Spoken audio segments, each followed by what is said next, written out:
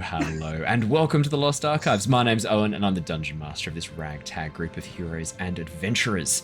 Hi everybody, I'm Claire. I'm playing Mira, who's a Dragoborn Sorcerer, half red dragon, half silver dragon. Originally was a bit of a politician, and now has joined the adventuring life, probably to a greater extent than she ever expected. I'm Michael. I'm playing Lockie Hobbs, a Warforged Artificer. Originally was part of a flying castle, but I've since left and resumed an adventure with my now friends. Cool. Hey guys, I'm Jared, and I play the character of Jin. He is a level 6 Law Bard and a level 2 Hexblade Warlock. I'm currently an associate and ally of the Tempest Guild, and I am helping them in their goal of stopping the Queen of Dragons, Tiamat. Hello, I'm Ali, and I'm playing Shana, the Yuan-Ti Sorcerer, who is traveling with the Tempest Adventuring Guild, trying to find the other half of her soul, who is hiding somewhere away, far from reach. Hi guys, I'm Matt, playing Yervith, the sneaky Wood Elf Ranger and Rogue, who, after a tragic incident in the jungle with his previous expedition, has now joined up with this lovely ragtag group of adventurers and is looking to see what happens next.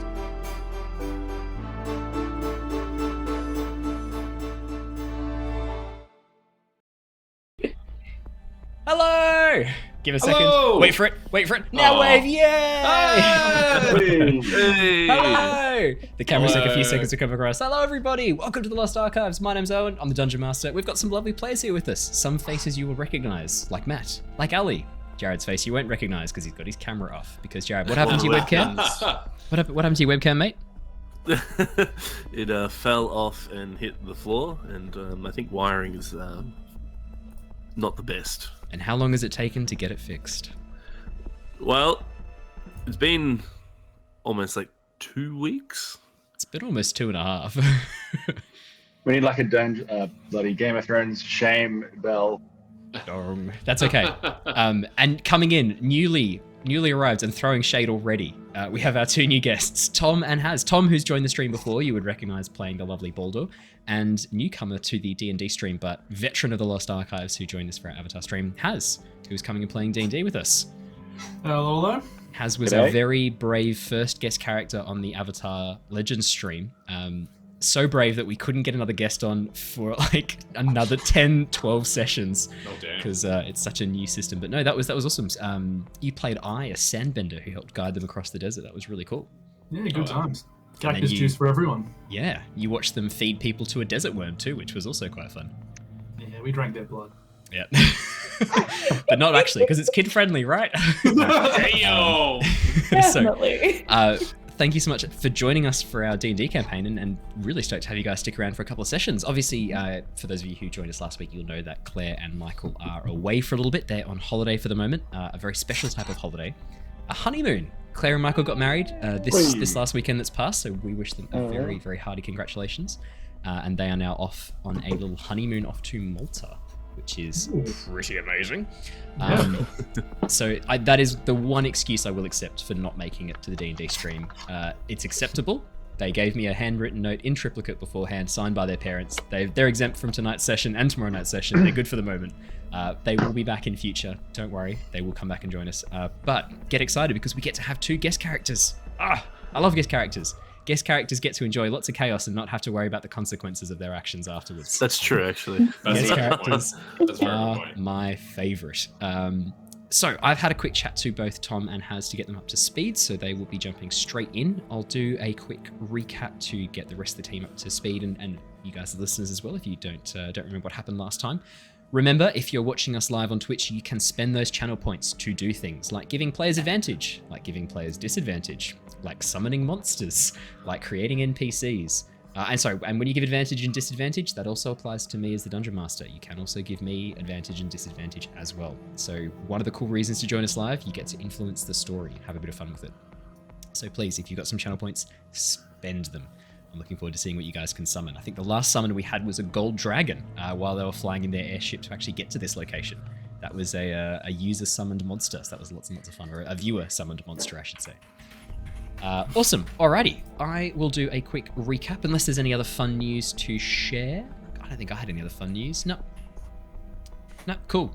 I don't think I had anything else fun to share, so let's jump into it. The Tempest Adventuring Guild, a group of mercenaries, explorers, and adventurers, has been working to thwart the machinations of a group known as the Order of the Dragon. This cult has been amassing power, wealth, and knowledge in an attempt to perform a ritual which would bring a dark draconic god, Tiamat, back into the world. Our story has been following the escapades of some of the members of this group: Mira, Jin, Lockie, Yervith, and Shana, who have travelled to Chiari, the draconic nation, to work against the cult's actions there. Our heroes are now on the run. A violent coup led by a group known as the Children of Tiamat has taken control of the city of Velixur. The 5 elder dragons have been poisoned, their only ally in the city, Ambassador Elia, has been captured, and the city is now in chaos. After escaping the guard who had been sent to capture them, the party have fled to the undercity of Velixur, a vast network of tunnels and abandoned buildings that have sunk into the sands. Soon after entering, the party stumbled across a group of members of the Order of the Dragon, speaking with a silver dragonborn, seemingly a representative of the Children of Tiamat. Jin, disguised as a gnome, attempted to infiltrate the cult by pretending to have been sent down to join them, but when confronted with an unfamiliar passcode by their leader, a blue dragonborn, violence ensued. The party fought for their lives, and despite some close calls and friendly fireballs, they were able to emerge victorious. After capturing Scythus, the silver dragonborn member of the Children of Tiamat, the party learned that the cult had corrupted a group originally known as the Equalists, turning them into this Children of Tiamat group, a violent, radical terrorist organization. Scythus is now left with Mira and Lockie. The plan is to try and locate other members still loyal to the old Equalist code. Meanwhile, Jin, Shana, and Yervith plan on heading deeper into the Undercity to try and locate a passage which will take them deep into the heart of the Council building in an attempt to rescue the 5 draconic ambassadors. Now, as you guys are standing, getting ready to explore the room below, so last session we left off just as Scythus, Mira, and Lockie said their goodbyes and headed off towards the tunnel entrance. As you guys, Yervith, Jin, and Shana, as you head into the room below, you pass through out of the room that is filled with the bodies of the cultists that you slaughtered mercilessly, burnt to death using fireball. Yervith probably still a little bit singed from his close calls with fireball. As you head back into the room and sort of begin like dusting off the soot from your robes. Yervith, what color is Eleanor at the moment? I think you said she was green. She's green at the moment. Green at the moment, yeah. Okay, so Eleanor sort of matching your green cloak follows close behind as you guys walk up towards the tunnel entrance. There are 2 tokens on the map. You can't see them yet. I only put them there for my own reference. As you guys head back down the corridor. Oh my god, you guys are here already. Don't worry about it. As you guys head back down the corridor, you can see that pathway down towards the south where the trap had been, that trap that Yervith accidentally activated when Jin sort of nudged him into the room. So, as you guys head down towards the south, you can see the room beyond is this large open chamber. There are bookshelves arranged, covered in papers and notes, and a table with some stools arranged around it. Looks like this is maybe some sort of living space, maybe some sort of rest and research area, previously used by, potentially you think, the Children of Tiamat or whichever group came before them. As you guys enter into the room and head down towards that southern room, you can see an unfamiliar sigil, one that you've not seen before. So far, the Children of Tiamat have been marked with this 5-clawed symbol. It looks like 5 claw marks scraped down across their chest. But in this room is something a little bit different. It almost looks like a dragon in flight. Head down towards the bottom, tail towards the top, with wings coming up behind it. Imagine almost like a fleur-de-lis in that sort of symbol, but wings pointing backwards and rising up above, and the tail pointing down below. Pointing towards the top, and the head pointing down below. And this symbol seems to be etched into the wall, carved in as if something of great importance.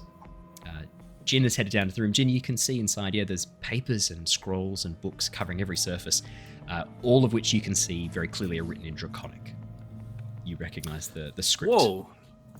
We all have Draconic. What a surprise. Everyone knows Draconic in this. Every single person knows Draconic. Okay, awesome. So, just quickly, so this table here, Owen, doesn't really have anything on it. That just looks like sort of like a blank table that people could sit at and do whatever. Yeah, so the room that you're in is roughly, for podcast listeners, is roughly 20 feet wide and sort of 40 feet long. The walls are sort of carved somewhat hastily. It looks like maybe this was once part of another building, but the Undercity is made of all these different buildings that have sunk and moved and pushed through the sand. So whatever this once was, It's sort of partially collapsed inwards down towards the south. Part of the wall is actually collapsed in. A table has been set into a small alcove inside this room, and a couple of stools arranged around it. The table has a couple of plates on top of it. Nothing on them, no food, no drink, but some crumbs that indicated food might have been consumed here in the recent past. And a candle in a candlestick sits as well, half burned down, but no longer lit. Owen? Yes? How stable does this room look? You said it was ruined, like the way the Undercity's moved around. Like, does it look like it's like pretty solid, or like is it like pretty rough looking? Yeah. Could I have an architecture check, please? That'll be absolutely. investigation. We like to joke about like ultra specific skill checks. Well, let's. That was pretty good. Okay, good. I was actually about to give you like a bardic or something, but you actually wrote pretty well. He doesn't for a +0. I don't know if you've got any bardic inspirations left, Jared, because you guys haven't We're quite had short your rest. You haven't had it yet. I kind of gave it to you in the last session just so we could jump straight in, but it's kind of happening as we speak. This is the short rest in action. We're experiencing a short rest live together. So Yervith for his short rest is like admiring the architecture of the room. Yeah, Yervith, 18 investigation check. Yeah, not super stable. In fact, your vibe on the whole Undercity is that this entire area, this entire Undercity location is unstable. The sand and the stone that it is built around constantly seems to be moving. You get the sense that these rooms probably don't move very, very quickly, but over time gradually shift and change locations as the city above sort of squashes them and pushes them down and around and away. This pathway you've just taken isn't a pathway at all. It's not like a corridor. It's just a section between the stone that has cracked open, briefly allowing access to this room. For how much longer you'll have access, you've got no idea. It could be months, it could be years, but you get the sense that very slowly, all the locations in the Undercity are shifting and moving. It's almost like a vast network, a vast maze that is constantly changing. Okay. Yeah. Almost run an entire campaign just in the Undercity. Yeah. Constantly moving, constantly changing. Pretty cool. Yervith's probably gonna head over to this table here and kind of gesture at Jin and go, I'll take this table if you want to maybe start off on that smaller one at the back of the room. Sure, or we could help each other out and look together. Oh, sure, yeah. Okay, let's use the help action, because they're both not very high intelligence.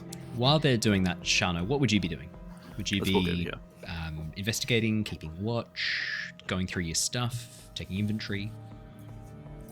Keeping watch and like just sort of making sure we're not going to get snuck up on by a bunch of less than happy cultists. Or... Could I have a perception check in that case? And while you're doing that, Boldor and Ekarni, who we are now introducing, you have been moving throughout the upper city, seeing the chaos and the carnage up close and personal, seeing villas and houses that Ekarni, you would know these are noble families. These are dragons of great lineage that are being dragged into the street, their staff arrested and handcuffed, taken away by this city guard, by this draconic guard. And you would have passed by some bodies, not just adults in armor or wielding weapons, but the occasional woman and child. This coup has turned incredibly violent, and the Council have lost control. The Council are gone. The Council of Dragons they have no control over the situation anymore. It looks like the Children of Tiamat, this violent group who have taken away your equalists, your companions, have turned them into this force of chaos. This is their victory right now. As you pass through some narrow corridors, you can see above on the hill, up in the very center of the city, above the council hall, a symbol, a black flag flies in the breeze. A 5-headed dragon of different colors. Your new companion Boldor sort of close behind, not quite realizing the gravity of what that might mean, but nonetheless looking around with concern, hefting his great axe, ready for any danger that might come your way. You know there is a hiding place not nearby, a place where some of your people might still be located.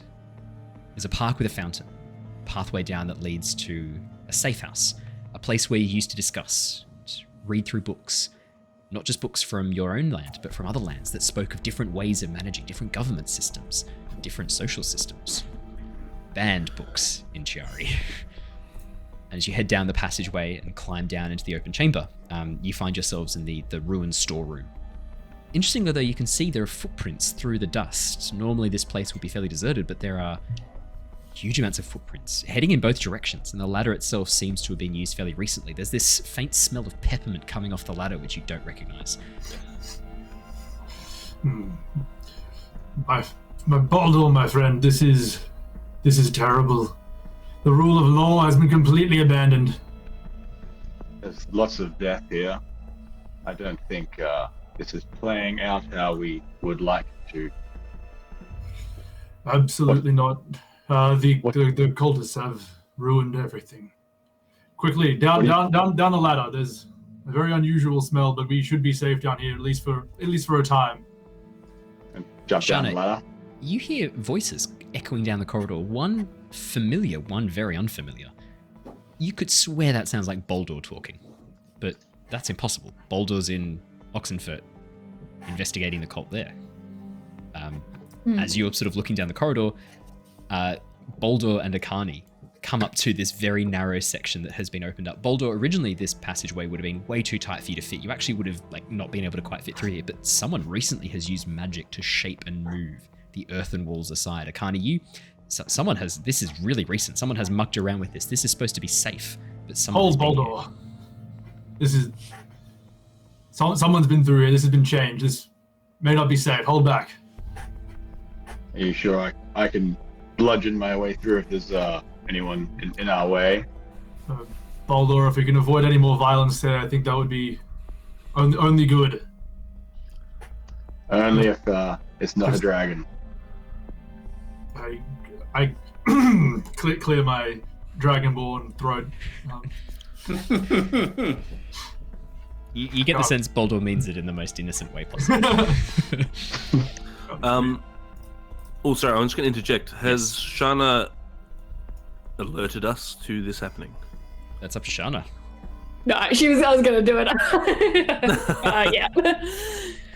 Yeah. She sort of sticks her head into the cavern and just sort of like, hey guys, there's a couple people coming, and for some reason one of them really sounds like Boldor. Who's Boldor? I don't remember that. Oh, he was the Goliath friend. He helped us up north, remember? With KC. Yes? Oh, he had that really annoying. I would the robot man. Very. Oh, KC. Yes, he was a bit, but no, Boldor was great. For podcast listeners. For podcast listeners and for our guests, the last time Boldor was on, I also had Jacob come on and play KC. It was actually really fun. Technically, in the way we'd kind of introduced these two characters, they outranked these current guild members. Oh yeah. Jacob made a real point of rubbing that in their faces at every possible turn. It was absolutely hilarious. Mostly it was just Jin and KC just constantly back and forth against each other. Yeah, there was a lot of banter. It was good. It was great. It was good. But yeah, so Shana sort of alerting this. The caverns echo. Boldor and Ekarni, you can now hear people talking. Boldor, these voices sound very familiar. There's this this hissing serpent voice that you're like, yeah, I know this voice. This. Will we not be whispering? All right, you can be whispering. In that case, then Boldor, you can just hear this whispering. You can hear this whispering sound. Yeah, okay, whispering. Right. Yeah. Boldor, you can hear this whispering sort of voices, indistinguishable. You've got no idea what they're saying. Ekarni, I think there might be someone else here. Can you look down, see these footprints and voices I can hear?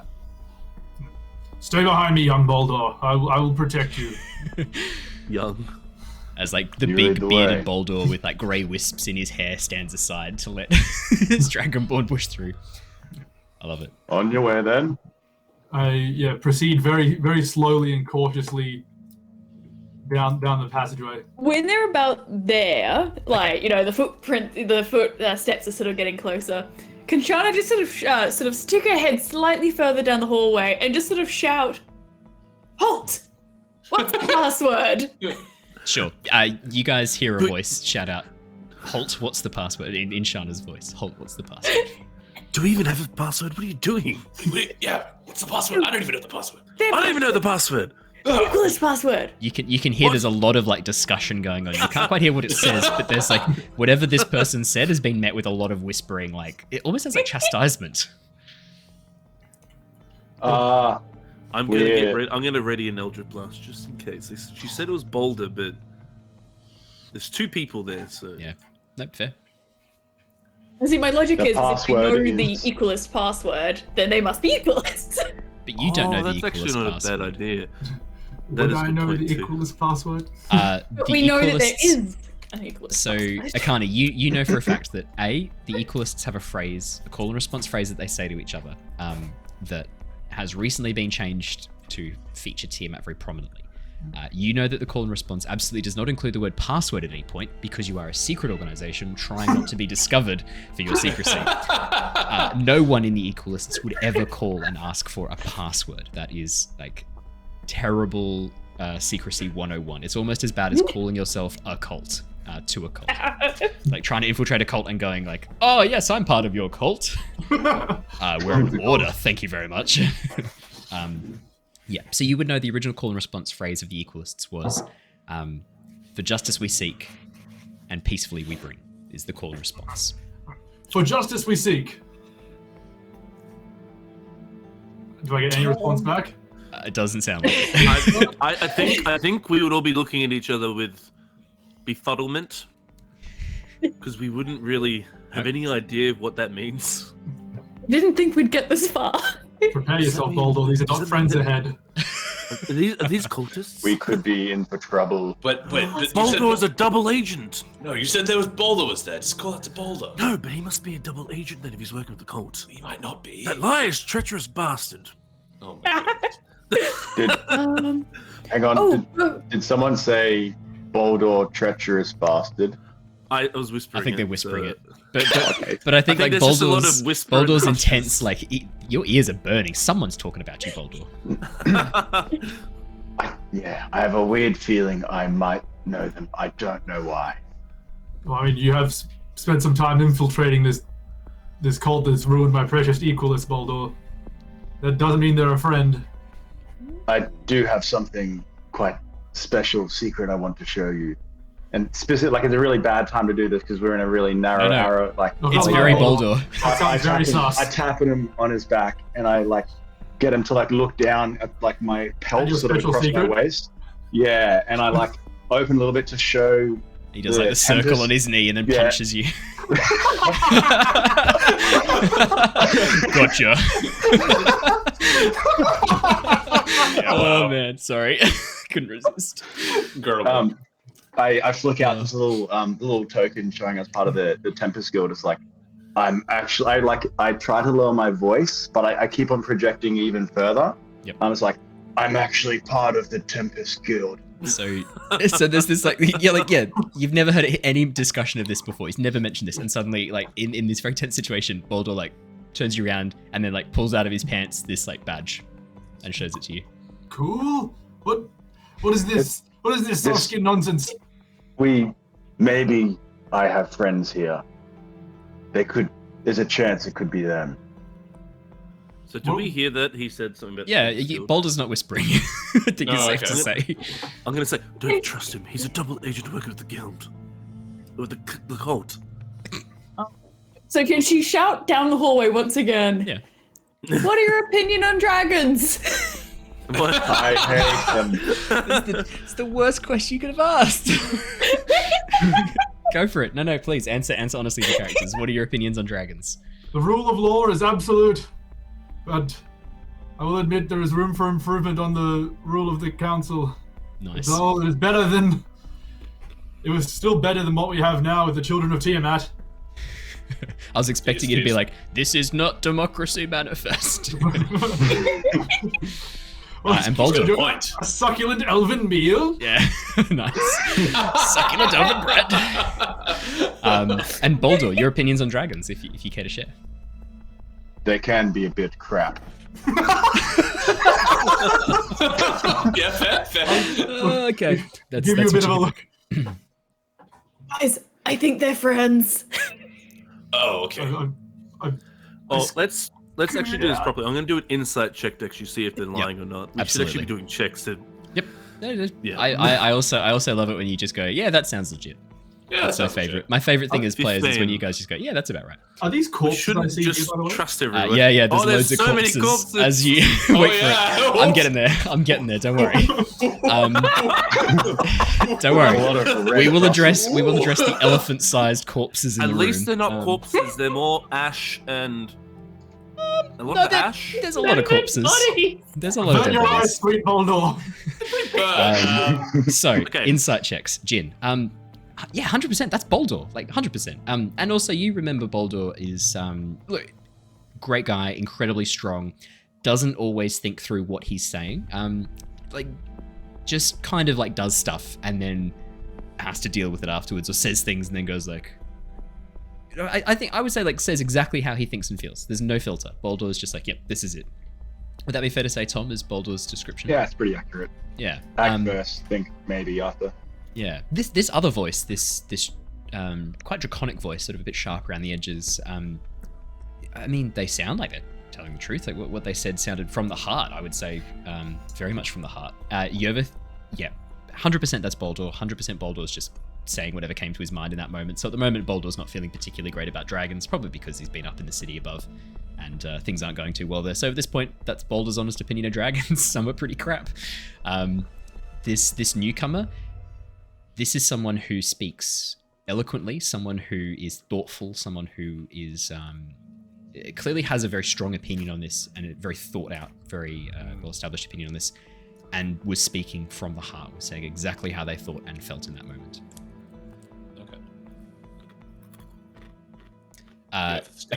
Sorry, no, you go. Peek out from his little hiding hole and go look down the corridor. As you head down the corridor, Ekarni and Boldor, you guys turn the corner. In front of you, Ekarni, you know that the room beyond is where a number of the members of the Order of the Dragon, the Cult of the Dragon, had been staying. What this room once was is unrecognizable. The walls are covered with soot and scorch marks. Bodies litter the floor, both in the corridor and in the room beyond. Piles of ash, broken weapons, and a dragonborn clad in gold plate armor. No, sorry, a naked dragonborn. With a naked dragonborn. We wouldn't let him have his undercloth. He was only wearing a loincloth under the armor. The dragon scales are quite hardy. You don't have to have too much underneath. A dragonborn cool. wearing nothing. That's all that matters. He's not completely naked. We're not barbaric. Not barbaric. We only stripped off most of his clothes. Would I have known anyone in that room and known them to be? Do I recognize as Dragonborn? Yes. So the gold scale Dragonborn, you would 100% recognize. You probably wouldn't have known his name, but he was a strong fighter. Clearly, member of the Order of the Dragon, was kind of a little bit in charge of Boldor. Boldor, you knew his name, but you've been told it a number of times. It hasn't stuck. It wasn't important. It was some incomprehensible list of syllables that went on for way too long. You didn't bother. But he was kind of the one who was in charge of most of the hired muscle, the people who'd been brought in recently, people like yourself who were skilled martially and were needed to help protect the members of the cult. You know this man, this Dragonborn was strong, very strong. You think in a one-on-one fight, it could have gone either way between you and him. Ekarni, this guy scared you a bit. He spoke of honor and spoke of one-on-one glorious combat, but there was a darkness in his eyes, a hunger for blood that kind of would have put you off a bit, given your backstory and your history. So, and firm on the culty side of the... 100% on the culty side. He came with the cult. He was the one charged with protecting the members of the cult while they went about corrupting your precious equalists. Is he that first corpse I can see there? Yeah, he is. Yeah, there's a. Oh no, sorry. That first corpse there is a pile of ash. I should say. There's no corpse there. It's just ash. He's further inside the room. He's just inside the corridor as you pass. Okay. Yeah. But no, as you sort of look into the room and see this carnage, they're all wearing the masks and the robes of the cult. The members of the Order of the Dragon wear pretty stand out their clothing. Black cloaks over the top of whatever regular gear they wear, and then they have these silver masks that look like draconic faces. And all the members of the cult wear them, regardless of whether or not they're dragonborn, human, elf. Probably one of the things that rubbed you the most wrong and stank of hypocrisy to you is how many of the cult were elves and humans. This is a group that's supposed to be about bringing dragons power, but there's fucking elves telling people what to do. That probably did rub you the wrong way. Yeah, not stoked. Not stoked on soft skins being a part of my equalists. Yeah. exactly. So you kind of like, as you turn the corner, you're expecting to see maybe some cultists still there, maybe the room's empty. No, the room's full of cultists, they're just not living anymore. Oh my god. Probably one of the bodies is still burning faintly from the last fire. Yeah. Well, something terrible has happened. Well, in our case, somewhat fortuitous, but all the same, someone very powerful is nearby. Some stinky dead bodies. And then, as you guys turn left and look to your left, you can see in the room beyond there are some figures. Shana, would you like to describe your character? Or Ali, I should say, would you like to describe Shana, your character? So the first thing you'll notice about Shana is that she is half snake. She's got, I don't know how long we ended up making her, but she's about 6 foot odd tail, and then she's just got long white hair, sort of got a bluish tint, and then blue eyes. She's up on the screen right now for people watching the stream or the YouTube, so character art came up right then. I don't know where I am. How convenient. Wow. Very convenient. But yes, Shana. So almost a Lamia style. So snake lower half, almost elven looking upper body, slightly pointed ears, long white silver hair, dressed in quite light clothing, very desert friendly clothing, I would say. And clearly some sort of fucking magic user. She's not got a single weapon on her, which is a bit of a dead giveaway. Would you like to describe Yervith, please, Matt? Yeah, absolutely. So you see at the end of the corridor this wolf clad in this cape, very lithe sort of like sharp features. This sort of silvery grey hair, sort of tied back at the moment. His eyes would be quite like bright at the moment, probably very bright green, draconic almost in its appearance. Yeah, I would say you notice his eyes are actually slit. No longer do they have a circular pupil; it's now a draconic pupil.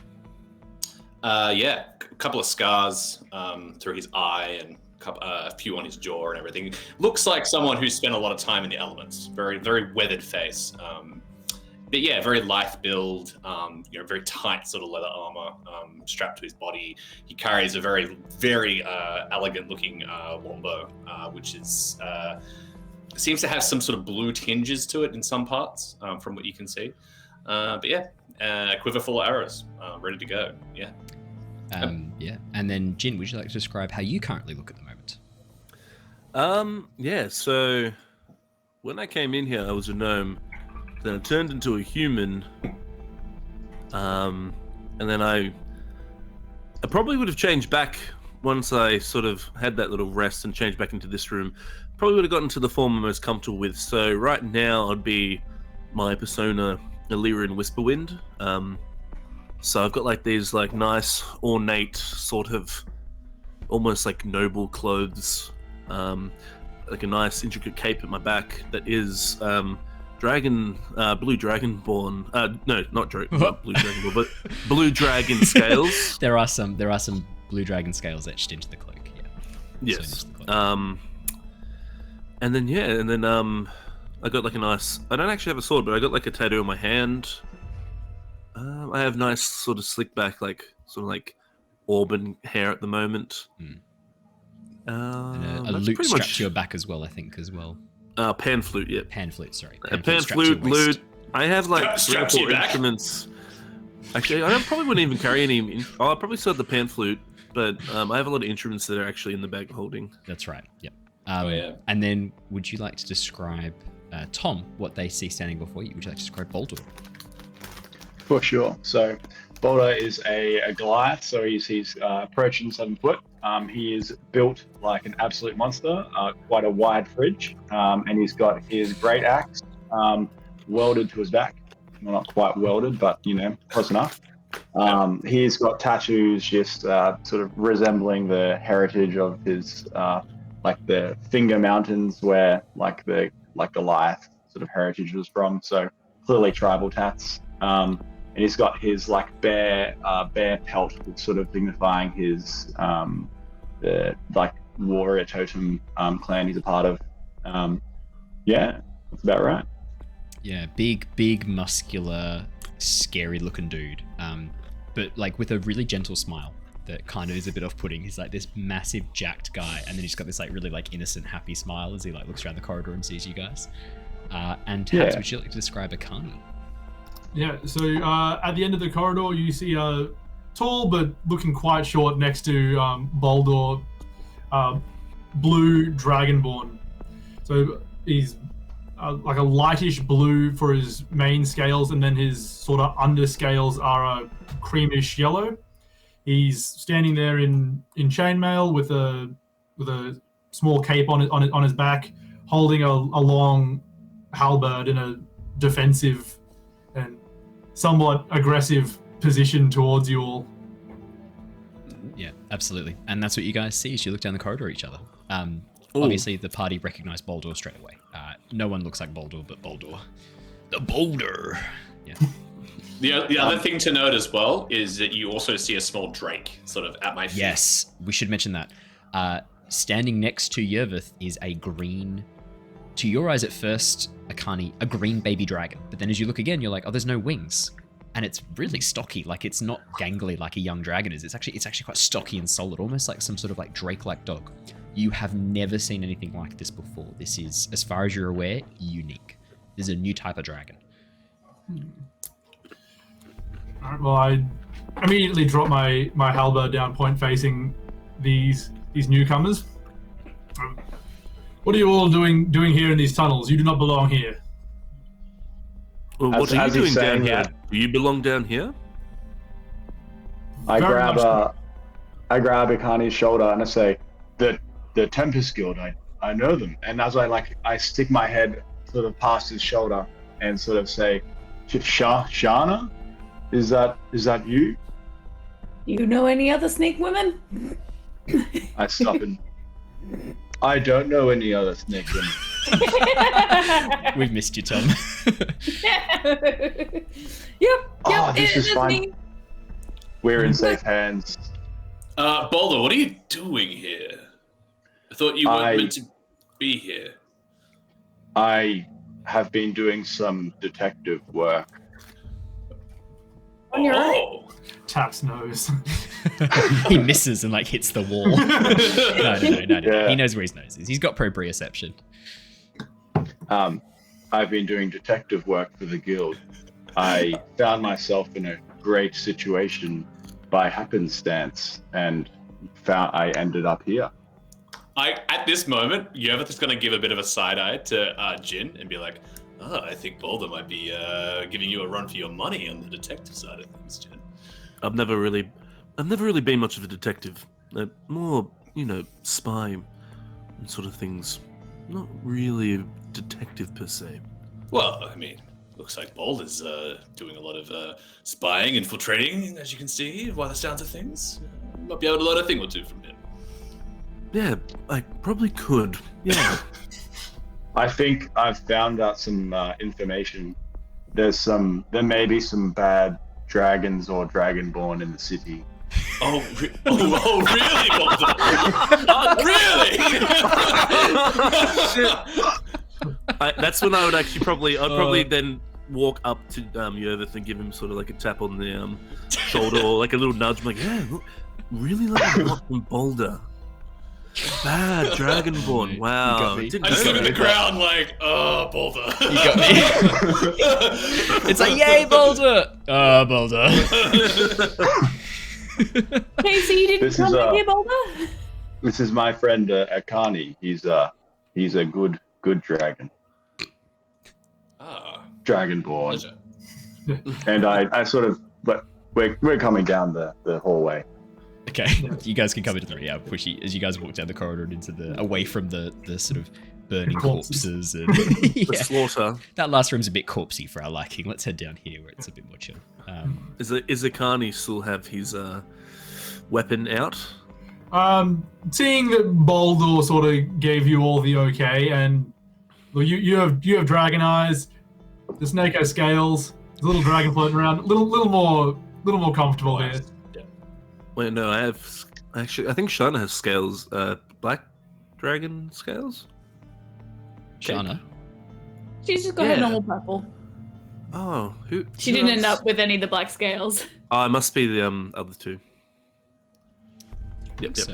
So yeah, as you step into the room, Ekarni and Boldor, you notice that up a little bit closer, you can see that, the elf, something is off with his eyes. They're green dragon eyes. They're the same eyes as a green dragon would have. And this little drake, this creature that's following him around, it's some strange sort of dragon, something you've never seen before, Ekarni. But it's definitely draconic, definitely some sort of dragon creature. I sort of walk straight up to him, sort of cup his chin under my hand and just look into his eyes. It snorts this breath of hot air into your face. As you sort of don't really introduce yourself, as you just like grab its chin, this breath of hot air like pushes back over your face and sort of makes you blink your eyes a little bit. And it sort of takes its head off and looks at you with a look of quite pronounced haughtiness, almost a little bit of like arrogance, like, who the fuck do you think you are touching me? I reach out to shake his hand. Ekarni again, you must be the leader of this party. Oh yeah, Eleanor fucking loves that.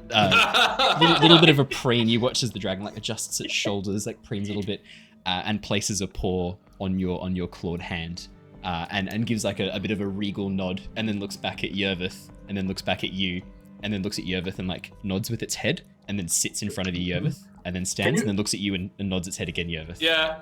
Can you kind of like just be trusted? Yeah, Yervith does a bit of a shrug and goes, she'll love that. Okay, so Ekarni's doing that. I've just questioned. Prestidigitation says I can leave a small mark. Because Ekarni's like, just basically disrespected all three of us. Can I leave like a little mark that says like, kick me or something? So yes, the rules of prestidigitation. You wave your hands, and on the back of Ekarni's cloak, this sort of like tiny little glowing text appears that says "kick me." Perfect. I'll common. go back and sit down. Yeah. It will last for exactly 1 minute and then fade. So enjoy. Oh, 1 hour apparently. 1 hour. It will last for exactly 1 hour and then fade. Perfect. Well, having introduced myself to the leader, I stand up and go bow to the other. Hello, humans. I am Ekarni Kigan. I'm sorry, humans. Paladin of the Order of Bahamut. I don't think you've got humans on your hands here. I'm a wood elf, and my friend Shana here is, well, definitely human. I don't quite know what she is. You might not be. What was that, Yervith? What did you say the last bit? I'm a wood elf, and Shana, I'm not quite sure what Shana is just yet. Apologies, I find it difficult to tell the difference between the other races without horns, you see. Tieflings are okay. Tieflings, like, it's a bit easier to spot, but the other ones... Actually, if Ekarni, I don't know what his history is, but if he's been in the Dragonborn city, would he actually have a lot of interaction with other races?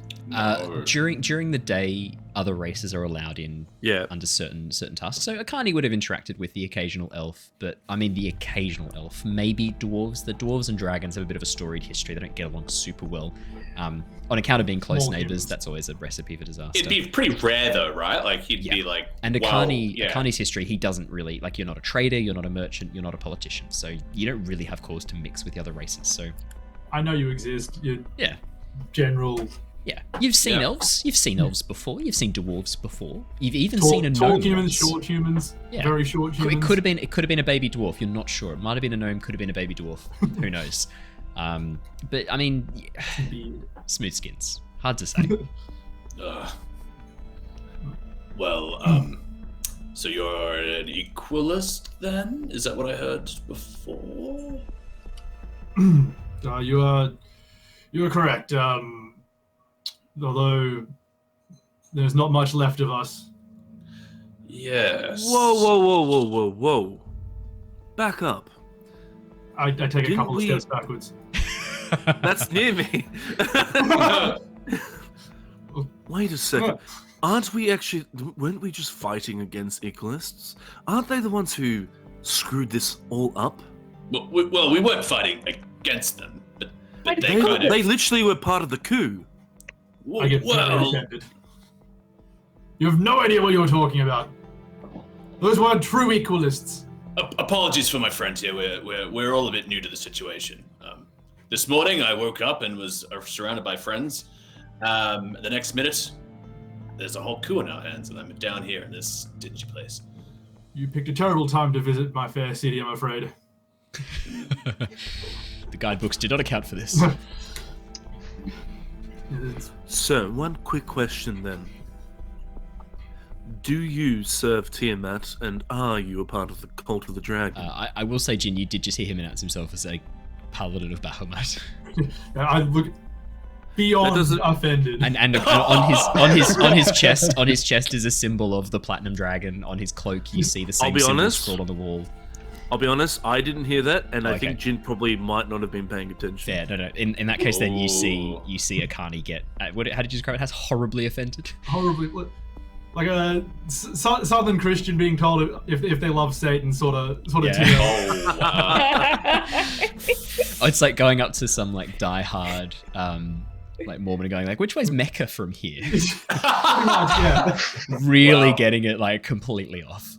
You see this very offended look come into Ekarni's eyes, and he, I think, would probably like reach for the but I wondered that.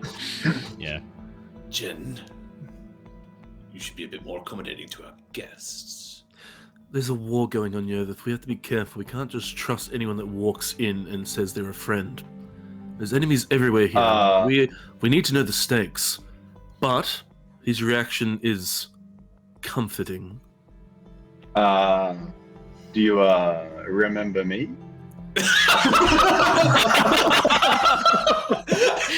I do now. I look a little bit offended.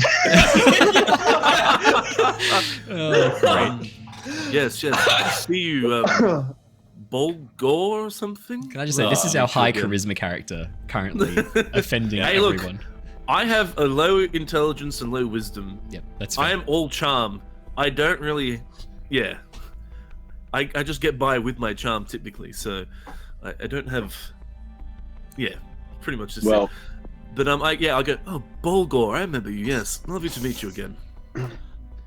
Yeah, so I did, I do like you, thank you. Nice to see you too. Yes, lovely to see you, Boldor. I showed him our Tempest Guild badge, and again, go through the same motions, reaching into my pouch and showing the token. We're all here together, and I think we might have some work to do. Oh yes. I saw Yervith. Matt sort of flashed his badge. You see, pull his cloak out. Yeah. You can see there's a badge there matching Boldor's.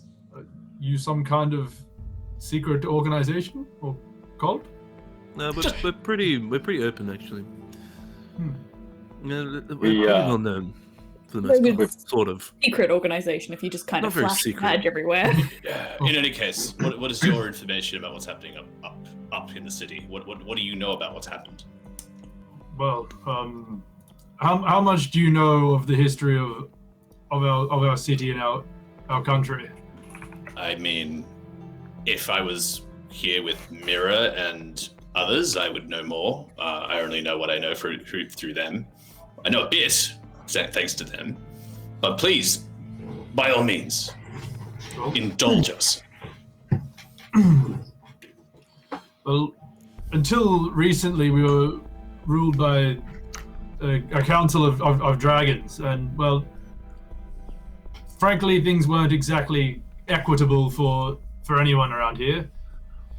So we formed a let's say a political organization known as the Equalists. The goal being, as the name might suggest, to push for equality for Dragonborns and other residents, I suppose, as well. For more representation and leadership within the city, and to not be so controlled by dragon. I'm sure you have it very similar where you're from, where your lord tells you what you can and can't do all the time, and you have to do exactly what they say.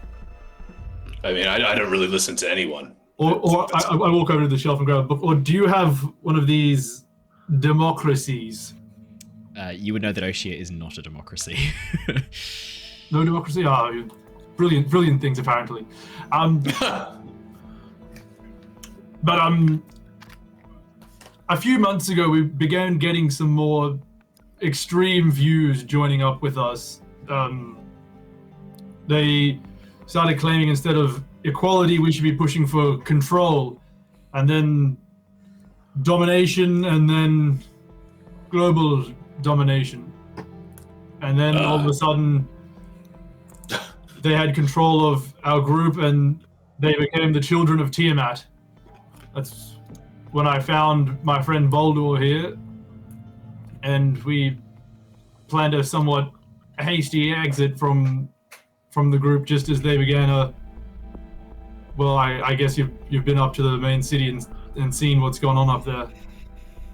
Yeah, that's why we're down here, actually. We're trying to get away from all of that. Smart move. Hmm. But yes, it seems the children of Tiamat have taken control of the city. They've imprisoned the Council of Dragons, and our only hope, as far as I can see, is to link up with some of the remaining equalist loyalists. I kind of shoot a glance to Shana and Jin and just sort of say, "It checks out." Seems legit. Literally what I said before, joked. I was like, I love when players are just like, yeah, that checks out. Literally, right now, that checks out. I mean, like, right now, it's different, but, like, before, because it was more heated, definitely needed the insight checks. Yeah. But right now, it's a little bit more calm. I mean, I can see him. He's with a Boulder. I'm like, I don't have too much suspicion, so I'm kind of like... I think it's hard to get anything by Boulder. Like, that you can't get anything. He's almost 7 feet tall. What? Nothing's best detective is the best detective I've ever seen as well. Yeah, exactly. But no, I think his like reaction to how disgusted he was at Tiamat, that was like a bit of a thumbs up from. I don't even know if I need a roll for that. I would. Yervith would know. He'd be like, yeah, okay. I mean, we all have passive insights too as well. Yeah. So. If he's a follower of Tiamat, he's sure wearing a lot of Bahamut memorabilia for it. Bahamut sigildry for it. Yeah. Well, it definitely sounds like we need some help. We're in the shit, really.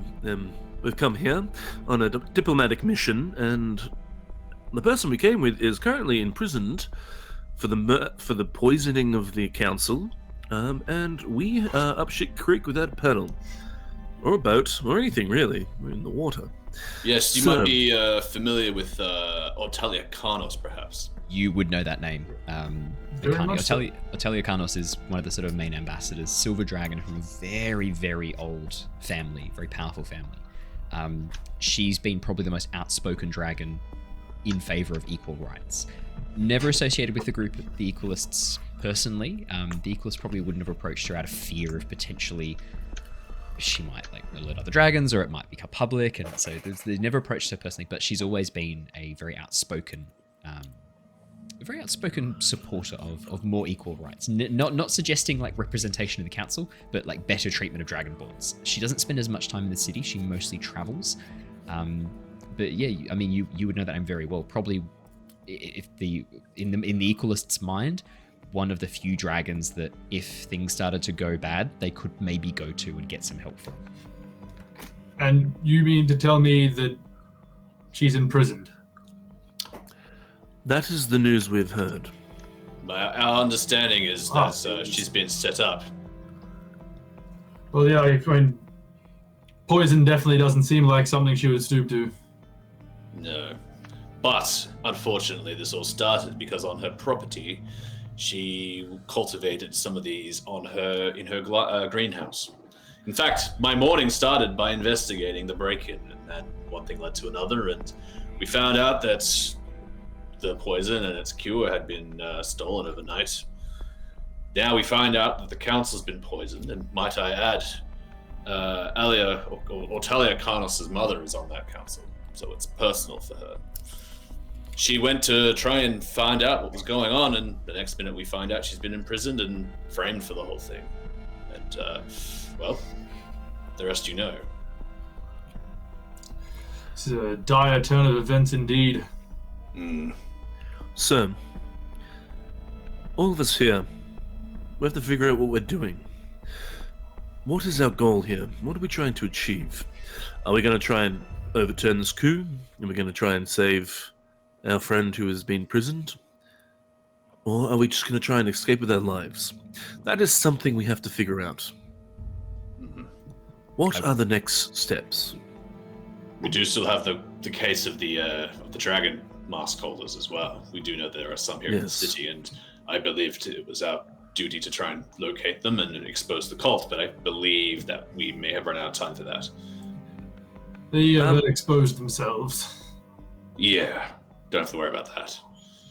Owen as well. Yeah. What is Michael and Claire's character's mission again? What are they up to? So Mira and Lockie are heading over with sorry, give me 2 seconds.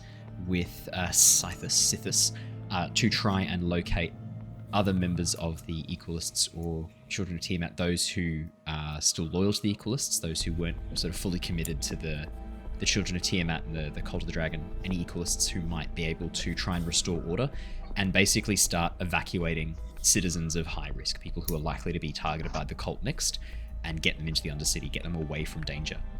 You guys had told them that you would try and go to the council hall, see what you can do about the council members, the 5 council dragons, as well as Otalia Karnos, as well as Elia. You know that the Undercity connects to the council buildings. You were told that by Sithis. Ekarni, you also know that these tunnels go everywhere, and the Equalists at many times have been able to spy on the council and spy on the political goings-on using these tunnels through the Undercity. Yeah. Okay, Owen, also, would have Boldor picked up any details in the plans of this cult? So if he was 100%. hanging around with the groups, No, 100%. I wouldn't have been paying too much attention there, but is there any level of detail that he would have understood? He's the world's Absolutely. greatest detective. World's greatest detective. Oh, yeah. He World's relies greatest on detective. fucking passive absorption of information. Like mitosis is the information He's as the he passes sponge. by. Yeah. He's just a sponge. I can roll intelligence Codename for sponge. Yeah. I'm out of intelligence. Deep sponge. So yeah, no, you definitely picked up some stuff. The cult's plans, absolutely. Eliminate the council through any means necessary. In this case, you think poison's probably been used. So fear and discord throughout the city. Take control of the Draconic Guard, and then put the city under martial law. And you would know that the cult had a couple of friendly dragons working for them. Dragons who had previously been banished from Velixur and banished from Shiari, who had then been sent to the city, and they were going to take control of the city and provide the firepower needed. One of those dragons is a large black dragon. And when I say large, I mean an ancient black dragon. The cult talked about him. They called him Half-Paw a lot. He would be colloquially known as Half-Paw. You're not sure what that means or what that is a reference to. But yeah, this large black dragon, this ancient black dragon, was working with the cult, and the plan was that, and he had some underlings working with him as well, some dragons who were sympathetic to his cause. And once the cult had taken control of the city, they would come in and help provide the firepower to keep the city under control. After that, you know the cult were after something in the council buildings, the treasury, the hoard of the Draconic Nation. All dragons love gold. A city of dragons likes a city full of gold. Underneath the council is a vast amount of wealth and knowledge and treasure. You know the cult were after some items of importance from that hoard. Okay, so, well, over the last month or so, I have put together, I think, probably a three-point plan that these dragons have been after. Step number 1 is to begin taking control of the city. So by inspiring a bit of chaos, they can take advantage of that and then get some action they need. Please tell me, Tom, that step 2 is continue taking control and step 3 is finish taking control. It wasn't. The next step is step 3 is the final goal. We'll get to step 2 later. Step 3 is to get into the council, because dragons have this tendency to try to collect things. Have you heard that dragons collect gold? Because that's new information to me. And inside the council, under buried wealth, there's an item of significance. So When he sort of mentioned, oh, sorry, I was just gonna say, when you mentioned like dragons hoard things, I just sort of am staring at you with a blank stare. Okay. Yep. I mean, I just look at Eleanor, and information. Eleanor looks at me. Clearly, Jin didn't know this either. Look at the way he's looking. He's just absorbing this as you tell him. I know this is. Yeah, I see your stunned expressions. Contain yourselves. You were just like me once, unawares as well. Take a seat. There's a table here. You might need to brace yourself for what I'm about to say. Step 2 is to bring in half-paw. There's a large black dragon that might be a bit of their firepower, and amongst the chaos caused by that, I believe there may be some, by any means necessary, taking out the council. That could have been part of step 1 or 2. I'm not sure. We've met him. You said half-paw, correct? We've met him. Half-paw, yes. We've seen him at least in the distance. Yes, he single-handedly took out a younger gold dragon. I just saw it before. Quite brutal. Sounds actually. Really quite mighty. So they weren't lying about that then. Oh, certainly not. They didn't understand it. Do you know whether these caves go to the treasure room? You mentioned it was underneath the council. Can we head them to the treasure room? idea. You don't know, Ekarni. The treasure room would be likely more secure. Like, we know of no tunnel that leads directly there, but we can get to the council room. In any case, I believe the plan is to get to the council room and save the council members. I believe that's where we were heading now. And it appears our goals align. Indeed. Well, really? I think we know what we're going to do. Point 2 in the 3-point plan. Yes, Boulder. Yes. Or was Step that 2, let's step go. 3? Whoa there. We haven't even begun to explore this room. This room could have secrets of its own. Let's check this out first and foremost, and then we go on. And Oh yes. We were just in the middle of checking this room out. Ekarni, they're like, this is like one of the libraries of the Equalists, and they're just like talking as if it's some like vast treasure hoard. Like, you know what the documents in here are. You've read them many times. You collected some of them. There's treatises on how Dragonborn should be treated, discussions of draconic rights, what constitutes free will. Like, it's all political. I go show them a really cute chart we did up for our ideal political system and social system. Yeah. Oh, is that a mind map? Yeah. Is it a mind map? Here's us. Here's the Dragonborn, and there's we're all equal here. And then down the bottom, it fell off the chart, but we didn't bother putting it up. Is everybody else down the bottom there? That's the elves and the that came humans. in later in the plan, but Yeah. us here. Then they put dragons a little bit We did a above Venn this. diagram, like people we care about, and then humans and elves are like over there. All right, No interaction. So for all intents and purposes, are we getting the information that is contained here and here from Ekarni? So Jin, as you and Yervith, because you've already rolled investigation checks before, I think. As you guys begin pouring through these, oh, you haven't yet. Okay, you can go do that if you like.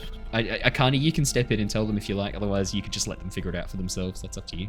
Yeah, I mean, I get once they start looking through it, I get a little bit excited and start pointing things out that perhaps I'd collected or worked on with them. I sort of stop as soon as you start. Like, Ekarni seems like really familiar with it, and I'm like, oh, you know this, right? This is all your stuff. Yes, this is our. I think my voice has changed like 4 times now. That's already. alright, don't worry. I'll fix it in post. Don't worry about it. Yeah, this is back when we were really the Equalists. We would come here and would sit and debate ethics and politics and plan our vision for how life would be after we'd achieved some small modicum of representation. So wrong. What was that? Sorry, what did you say? Yeah. How did it go so wrong? It's You know how cults are. No, I mean, it goes wrong the same way many political movements have. We let in people with more extreme views, and their general fervor pushed them into positions of power, and they brought in more people. And it turns out those people were all also affiliated with the cult trying to bring back the Dragon of Tyranny, and now my city's ruined. It sounds like you need to get outside the city a little bit more. See the trees, see the mountains. That's what I do. Works quite well. Trees? It's a good call. You probably wouldn't have seen too many trees. Wow. What? Are they those large I looked at it's some kind of large bush, it seems. Big shrub. Oh my. All right. So, you poor thing. Owen, would we need to roll investigation then if Ekarni knows pretty much all the lore and is pointing things out to us? No. You're welcome to anyway if you want to pick up anything else. There might be things Ekarni's not sharing with you. Okay. But, it's up to you. Would you like to give me the help action, Yervith, as we're like, because Sure. we were planning to do that from the start. Sure. I'll give you the help action. They've been waiting to investigate this room for 3 sessions. So it's my absolute delight. It's my absolute delight to be like, oh yeah, no, it's just all like political knowledge and like discussions and like treatises and like ethical considerations and basically like understanding like where a Dragonborn fits in society. I imagine this is like the campaign room for like one of the political parties. It's just 100%, exactly. Yeah. Jin, 13, 16, we'll take the 16 because you had advantage.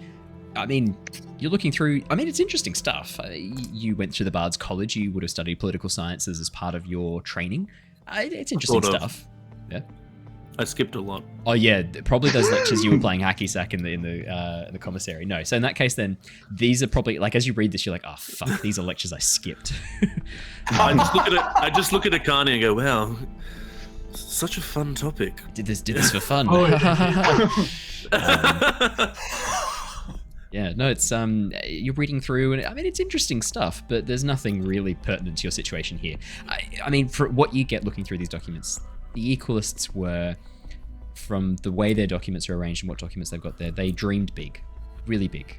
They had a really beautiful idea of how the world should be. They had a dream. Had a dream, and probably that makes this situation even more sad. Seeing what has become of the Equalists, seeing what they've been turned into by the cult, it probably gives you a bit of a sobering moment of like, fuck, like they corrupted this group. This group were fighting for justice and equality. They were devoted to creating a system of government where everyone benefited, everyone draconic benefited. What happened? Like, how did this go so wrong? And then you think back to what Ekarni just said then about how like extreme people rise through the ranks faster because they're more devoted, and then they recruit more extreme people, and you just get the sense of like, it's very sad. This whole situation is really tragic, and it started here. With noble intentions. Yeah, really, really noble, pure intentions, and it looks like it was hijacked by the cult. Yeah, it's just sad. Small tear runs down Ekarni's face.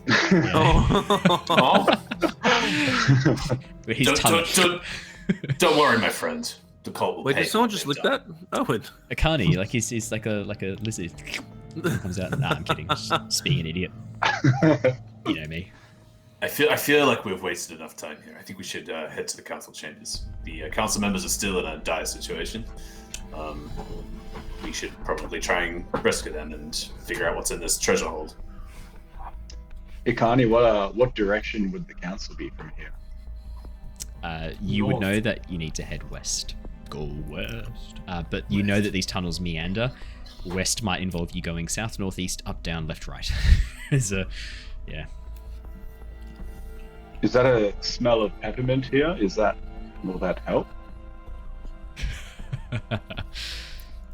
Or was that just on the ladder? Or is it just on the ladder? Yeah, it was weird. Just the ladder? Oh, okay. Yeah. Look, I'll take that back then. Pretend that didn't happen. No, you can say that out loud because Jin can explain why the ladder smells of peppermint if he decides to. Fuck. Why does it smell like... Oh, I do remember. I did prestidigitation, and I knew that peppermint could sort of put off creatures' sense, so I just sort of thought it might do that with the dragon. Yep.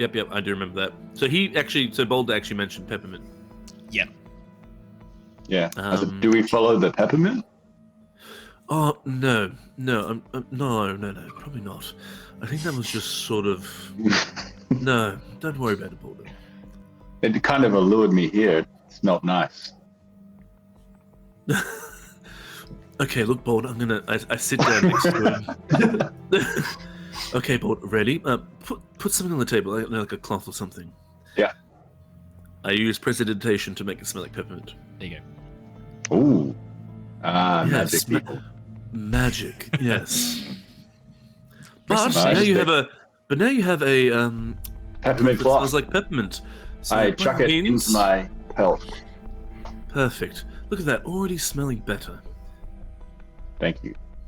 I visibly, I don't know how long you've been on the road, but I probably would shrink back a little bit. No, Boldor smells good. Boldor's one of the okay. things, the Dragonborn are quite clean. They're quite proud of their cleanliness. Living in the desert, living in the sand and the heat, you can often get scales can be damaged by the sun, by the sand, by the wind. So the Dragonborn take care of themselves. Frequent baths every day is pretty common, even amongst the lower class. They'll let them bathe in the river, and there's public bathing houses. So no, Boldor's probably the cleanest it's ever been. Boldor smells lovely. Cool. Yeah, Sweet. and it's very, very spiced water, sort of a sort of an allspice nutmeg kind of smell to the water. The dragon would quite appreciate the sort of earthier spices. So no, Boldor smells good. Okay. If Boldor chooses to bathe, I should say, Tom, that's up to you. That is a good point. He would bathe. Yeah. He would bathe. Okay, cool. Yeah. He doesn't wash his hair though. He doesn't have any hair, does he? hair. He's just got a beard. Yeah. Yeah. His beard has got like little crumbs in it that he's saving for later. Where Okay. I don't know where we should go. Which direction? Ekarni, before we leave, is there anything else we need? Before we go, From this room, or potentially. no? I mean, unless you want to see my diagram for ideal political system again. Oh, no. How about we do that another time? Yeah, you can. Yeah. I roll it on. You take this with you. You think about this. I have several more. Ekarni, I believe you should probably eventually, when all this boils down, you should probably move some of these important pieces of memorabilia out of this room. It doesn't look very stable. No, not much down here in the Undercity is. I would just hate for you to return one day and find all of your things gone. That would be tragic. It's very kind of you to think of the scrolls.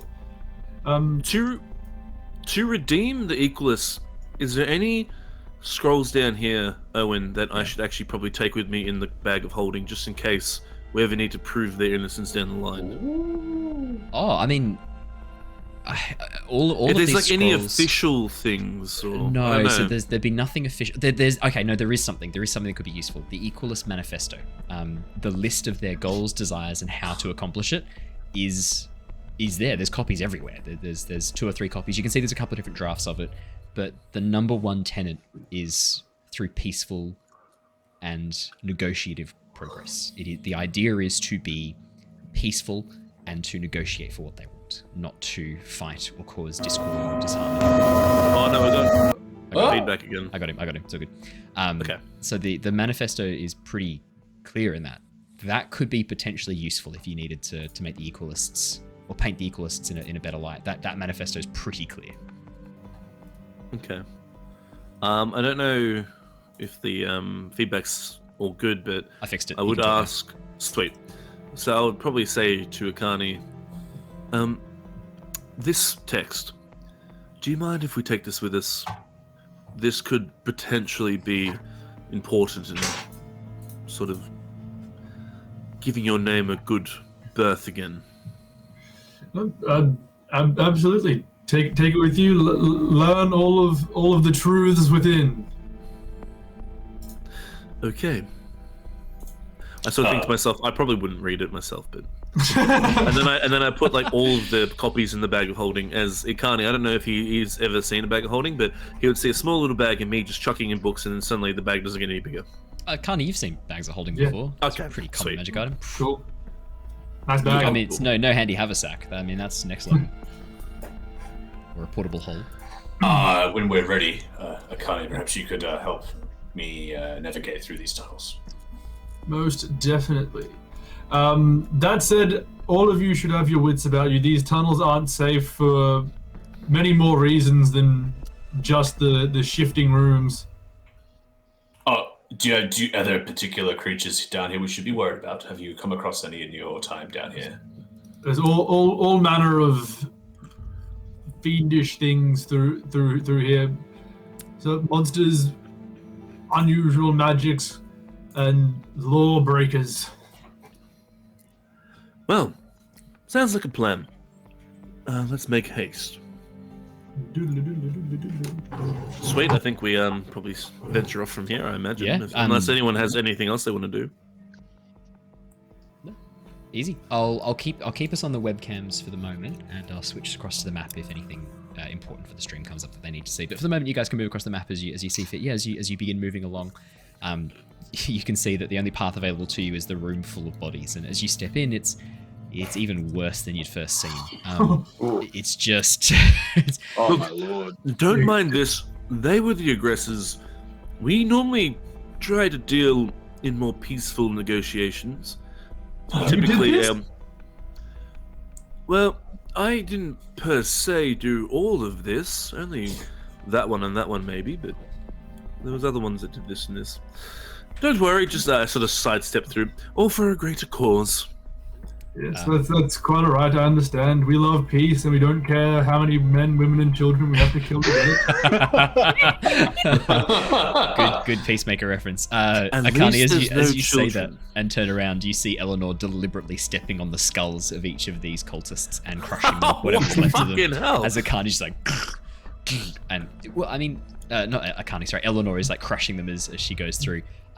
You can see also on Eleanor's side is a large cut that's sort of partially healed over. You get the sense this is personal, Ekarni, as you see Eleanor just like stepping on the bodies wherever she can. She took a hit. Noticing the wound on her side, I step up and cast my whatchamacallit, the lay on hands, yeah. Lay on hands. Okay, awesome. You guys watch as Ekarni's hands begin glowing with this beautiful white silvery light, and as he presses it up against Eleanor's side, there's a moment where Eleanor sort of looks a little bit confused, and then this like sort of moment of bliss as she closes her eyes, and this sort of wan smile appears on her face, and you watch as the wound begins knitting back together. Ekarni, would your eyes glow at all with any power, or what sort of else? What would happen as you do this? Yeah, they flash like a sort of glowing platinum-ish sort of color as I channel the might and lore of Bahamut to heal this noble creature. Yeah, you guys watch as Eleanor. You can mark off Eleanor's HP. She's fully healed again. How many was that? I think she only had like 7 HP damage or something like that. Ah, cool. No, she took like 15, 25 points of damage. Oh, yeah, did she? Yeah. Oh my god. You don't have to heal all of it. You can heal as much as you want with lay on hands. No, I'll heal her. Come, noble creature. Do not sully your feet with the bones and apparently ashes of one so far below you. Yervith just mentally just goes, you should probably do what he says. Eleanor gives you a look, Yervith, as if like, you're right, Dad. And then like gives like a bit of a preen to Ekarni, this Dragonborn who's finally showing her the respect she deserves. You don't need to take that from your servants. You're kind and graceful. Yeah, she snorts and like rubs up against Ekarni's leg quite affectionately, almost like cat-like in a way. Yervith, you get a sense of amusement coming back from the bond with Ekarni. This sort of sense of like a bit of a chuckle almost from Eleanor. Yeah, Yervith's got a bit of a smile on his face. He's happy about this. This is good. He's happy. Boldor, who's charging ahead. Boldor, as you get to this cross section, you can see at the other end of the room, there's up towards the northwest a large open chamber filled with sleeping bags, pots and pans. It looks like maybe some sort of almost like campsite that had been set up by the cult. It is now deserted. As you turn around and look at all the bodies on the floor behind you, do a quick mental calculation with your fingers, and then you like look back in the room and like start adding up the sleeping bags. Yeah, there's a 1-to-1 ratio here with ash piles and sleeping bags. I nod to myself. Owen? Yes? Ekarni is like talking a mad game, right? Yeah.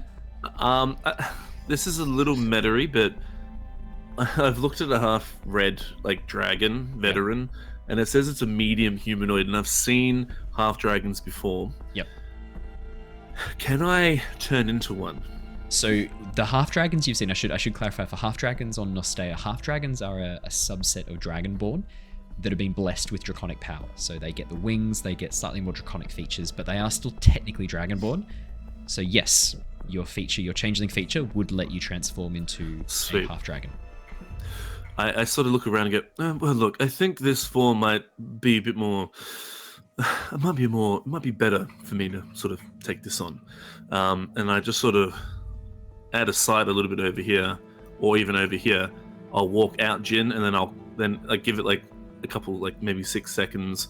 I'll switch, change my clothes up a little bit, and then I'll come out as this half red, like golden dragon.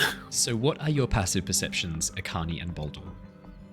I got 11.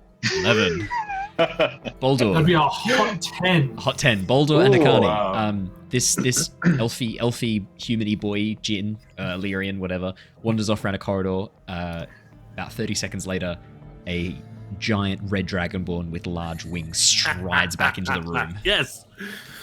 And I'm sort of But dressed like in my mostly shoulders. the same clothes. Like he's changed some of them, but mostly the same clothes. So I'm sort of like got my shoulder, and I'm sort of doing that thing where I'm rolling it, like as if I'm like in a.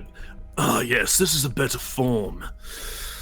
Ekarni, how are you, him? And I'm like trying to get a reaction from as he sees his superior form walk past. The half dragons were they're a special Subset of Dragonborn, yeah.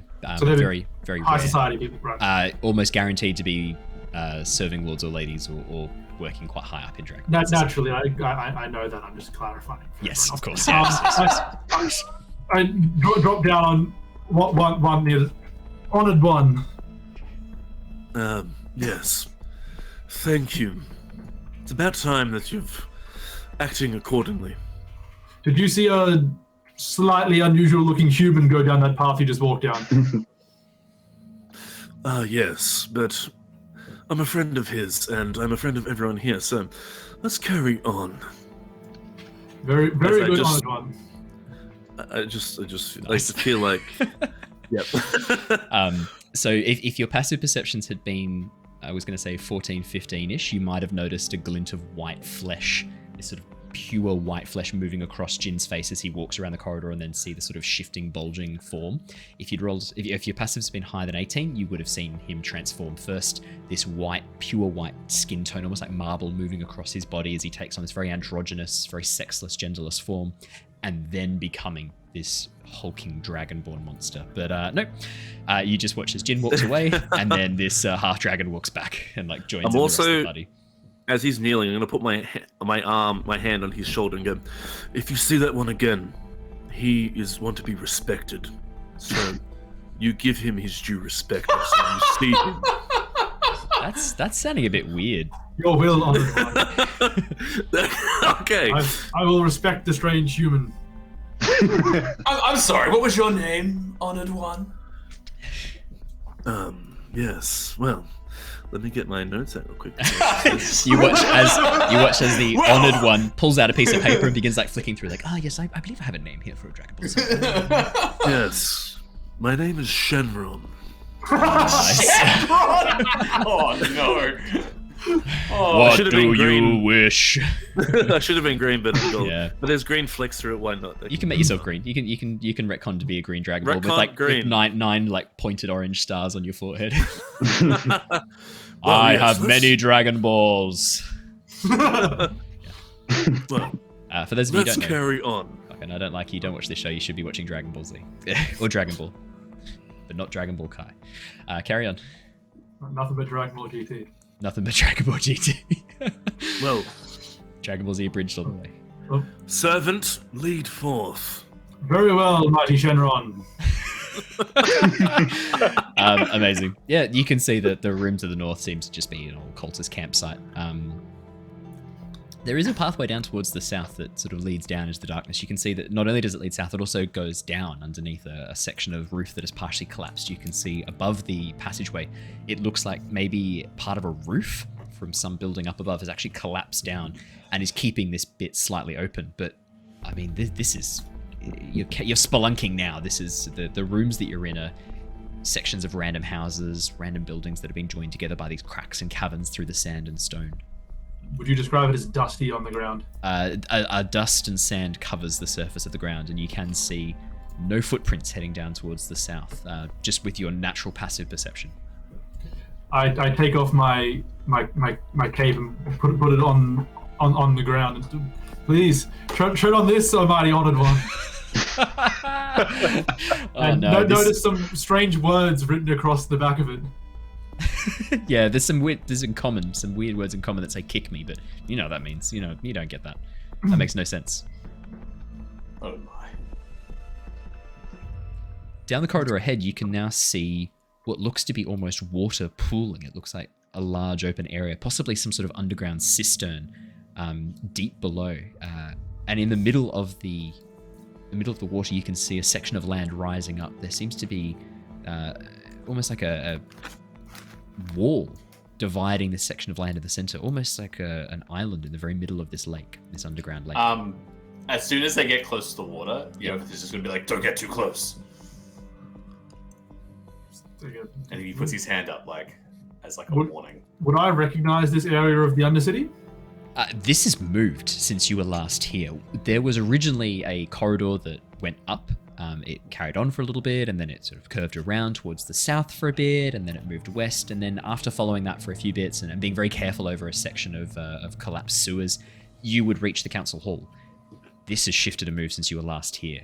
It's probably been a couple of weeks since you were last in this location in the hideout. So it has moved since you were last here. This lake has filled up and flooded whatever was once here. You can still see a pathway down towards the southeast. You'd have to wade through the water to get there. The water's only about waist deep from the shore as you look in. It doesn't look like it gets too much deeper than that. Oh, okay.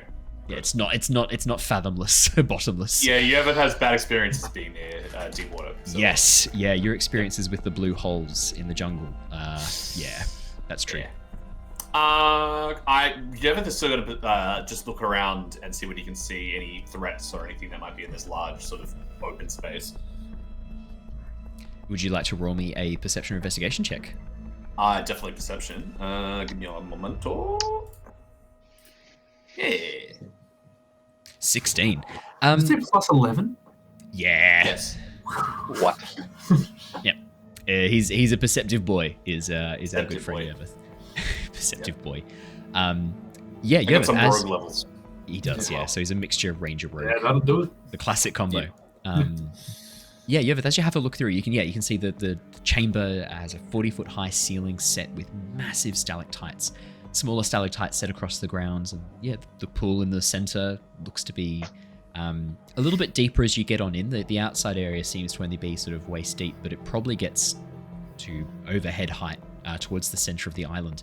The island in the very middle, it seems to be fed by water running from above, and that seems to actually be filling up the pool from on top of the island. The southwest face of that cavern, 20-foot high bluff. It's quite high up as you look. The column of stone, this island in the very center, there seems to be some like scratch marks and claw marks set across the top of it, as if something has like climbed over it repeatedly. You can see the stalactites and stalagmites have been worn smooth.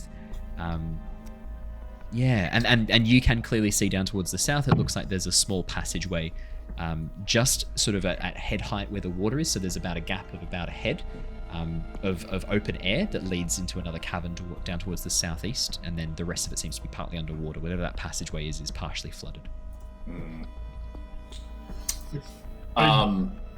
You're just going to talk very quietly. Just be on your guard. We may not be alone in this cabin. Yeah. Ekarni, while you've been looking, I've been looking around somewhat confused. Look, friends, I don't mean to alarm, but I can't say I recognize this portion of the Undercity. That's not good. My best guess would be to head down that passage through the water to the southwest, but I don't know if you know that things change down here quite frequently. You don't have a lot of choice in the matter. I don't really want to get myself wet if I can avoid it. I'm gonna just check down this corridor here just to sate my curiosity. And you're just gonna just move over to this corridor and just check west. Yeah, absolutely. As you begin heading down, you can see this large corridor heading off towards the north west from where you guys are. seemingly opened up wide, going on for quite a distance. As you get closer, your passive perception, you can hear very rough voices coming from that passageway. These very broken, common voices. No, I don't scuttle. I don't want that one. Fuck you. Coming from that passage at the north. Yeah. I look at Ekarni and I go, do you hear that? Unfortunately, my ears were sullied with such speech.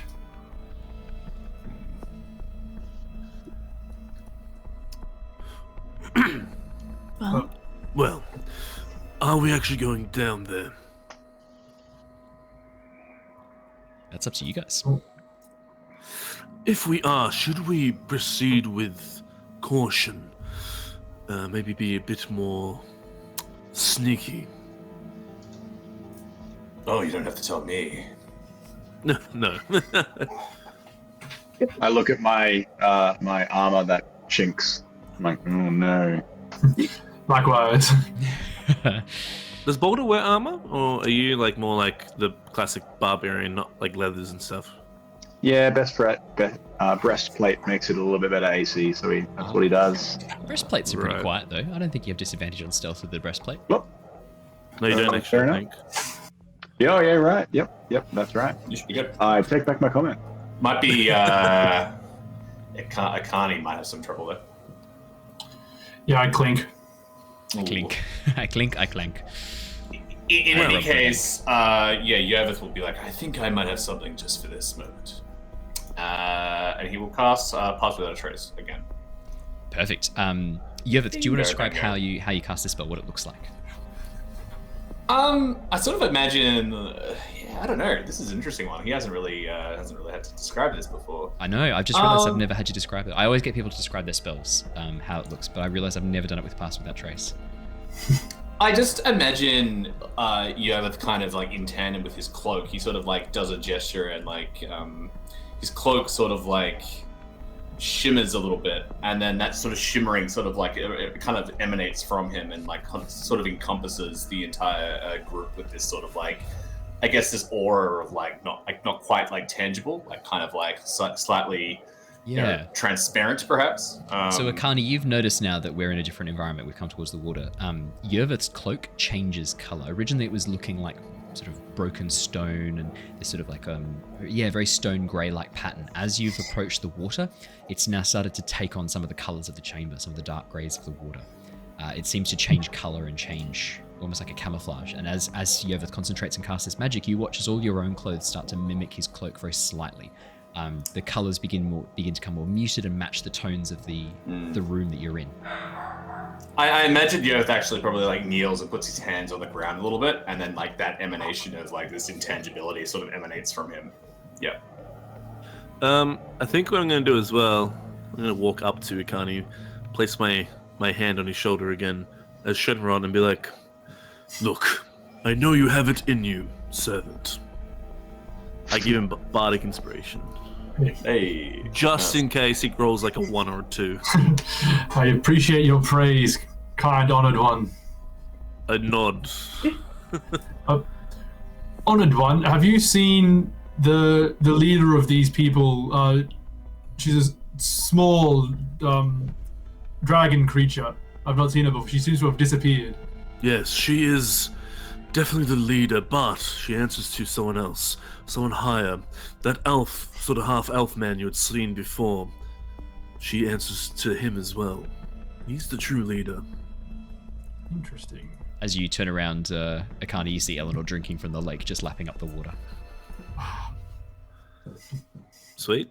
Should we all roll stealth? If you guys are going to be stealthy boys, please feel free to all roll stealth checks. Oh my god, Matt, that's a 42. Whoa! Yeah. What? Wow, 28. Wow.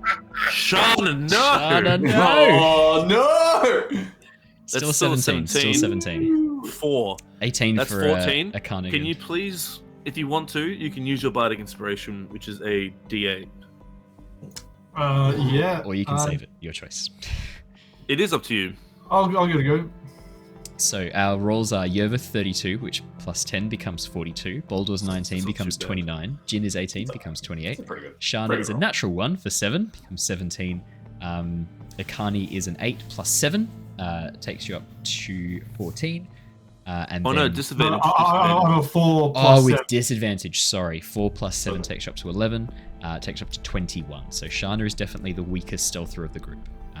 Not too bad overall, though. She did group, roll in that one. Group average, easily in the high 20s group average. Just Matt, simply you're because killing Matt it, man. carries you. Matt just carries you. Yervith like holds his cloak around you, tucks you in, and then like turtles you over to where you need to be. Yep, carry on. Yeah. You guys are in stealth for the moment. Did you want to explore? And sorry, Shana, I saw you asked a question before. Could you use mold earth to get through?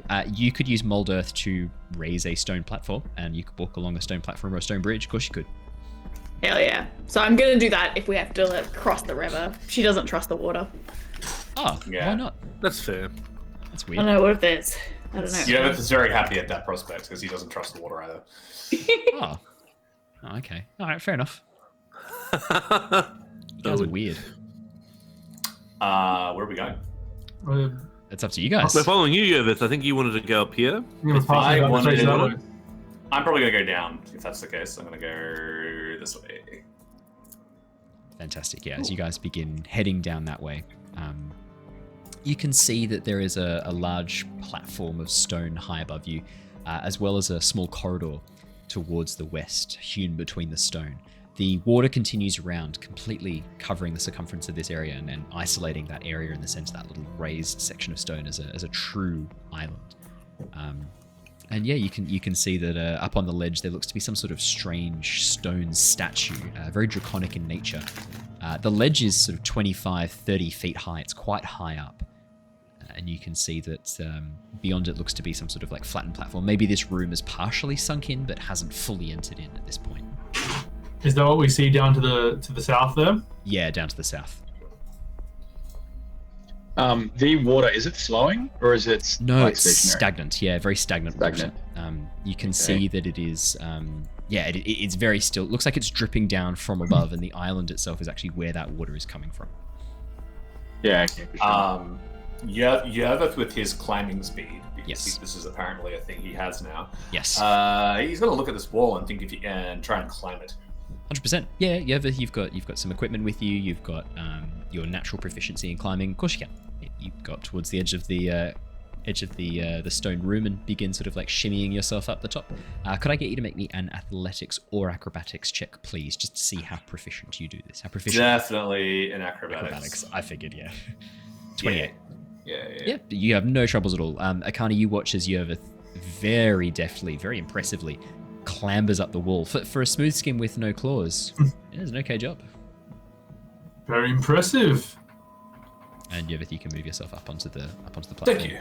Not the the first time I've climbed up a wall like this. You can see that the large statue, this draconic statue, shows what looks to be a younger dragon. And out of its mouth is pouring water into a stone basin, and the water seems to be draining away underneath. You can see that the statue has been etched by this water that's dripping down from the ceiling onto it, and also out of its mouth. The white marble has been stained, and now it appears almost as if there are tear tracks across the dragon's face. Oh. And then towards the west of there is a wooden door that is currently shut. Okay, cool. I think Yervith would probably grab his rope out and try and tie it off anywhere he could, because he doesn't have a kitten or anything. Now this section of the wall. Can I just make a ramp that just goes up? You can just mold earth a ramp. Of course you can. Yeah. It's a big old ramp. I should say it's a big old ramp. So it's 25 feet up, which means that you need to go 5, 15, 30. So you're gonna have to use. It's gonna take you about it's gonna take you over a minute to make this earthen ramp, but you can do it.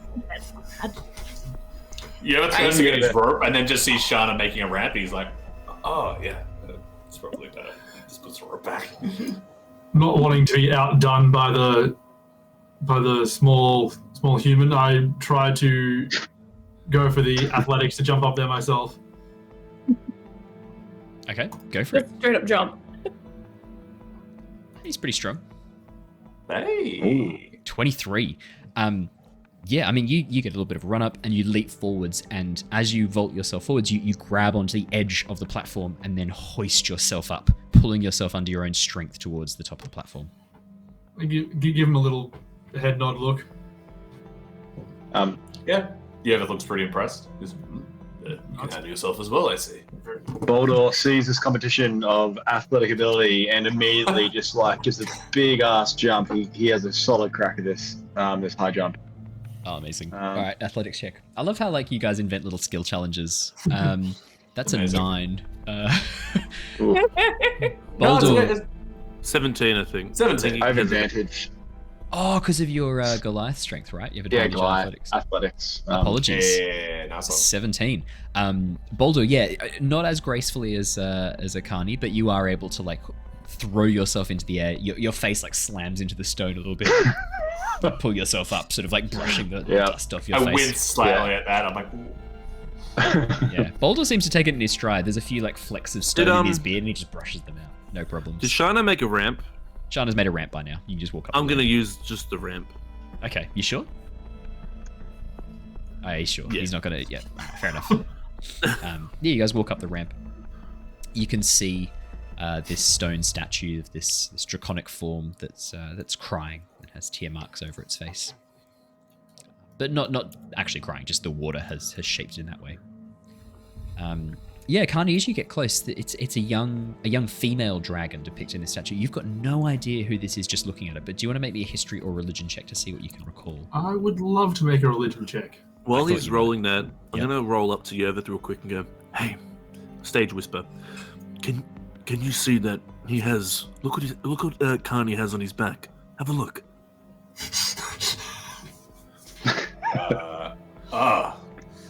I see what you're saying. Did you do that? Of course you did. Why am I even asking? No, I think it was Shana. All right, continue with the religion check. 10. Ekarni, yeah, you're not sure. There's something that seems familiar about this. Yeah, you remember reading long ago that the dragons had more than just two gods, more than Bahamut and Tiamat. You remember that Bahamut had a daughter, but you can't remember her name, you can't remember really much about her. For some reason, she's not spoken about very much anymore. Not since the ruin, not since the Battle of the Gods. Yeah, you don't really remember, but this shrine seems old. This statue is very, very old. Probably dates back to the time of the ruin, maybe even older, when dragons first arrived on Nostea. Not being natives of this plane of existence, this planet. The dragons were one of the first to arrive after the giants started opening portals to other dimensions. And yeah, this is very old. The statue's clearly magical to have lasted this long. There's clearly some magic to it. Yeah, I relay that to the team. It's statue of a dragon. So. But yeah, it seems magical. Are there any footprints on the ground, like in the dust or anything, to indicate that other people have come to visit the statue, or is it abandoned? Good question. Shana, could you make me a survival check, please? I should have said the ultra specific skill check. Could you make me a footprints in the dust check, please? 12? 12. There are strange little markings. Almost it looks like water drops in the dust all around, these tiny, tiny little like poke marks, almost like water drops in the dust. But there's no water anywhere else apart from the statue.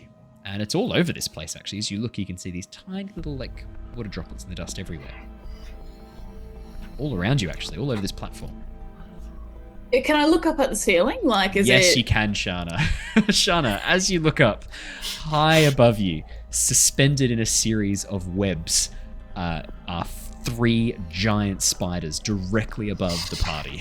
As you look up, perfect timing, Shana, as they begin lowering themselves towards you. You can see that they are this sickly white-pink color, and their eyes... Normally on spiders, which are this very dark black, you can see a milky white and somewhat sightless. I'm going to throw everybody into initiative, please. Make sure so click on your token, click on your character token, and then click on Roll Initiative in D&D Beyond, and it should automatically add you to the turn order. Oh, hang on. Ah, no! That's too slow. All right. That's all right. I'll add you back in. We need to do more perception checks. checks. Actually changed your name to Shenron. That's hilarious. Yeah, the token.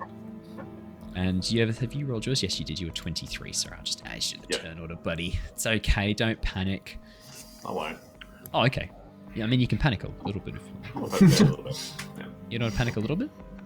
Yeah. A little bit. Alrighty, so I'll just roll for the spiders. I will roll one for each of them because there's only 3. Normally I like to group the monsters, but there's only 3 of them, so let's roll. Oh, and I better put on some combat music. Now, last time, which one did we have? It was really cool. Cloak and Dagger. Let's put that on again. Really like that. That sounds nice. Yeah. Make sure to check out Feslian Studios.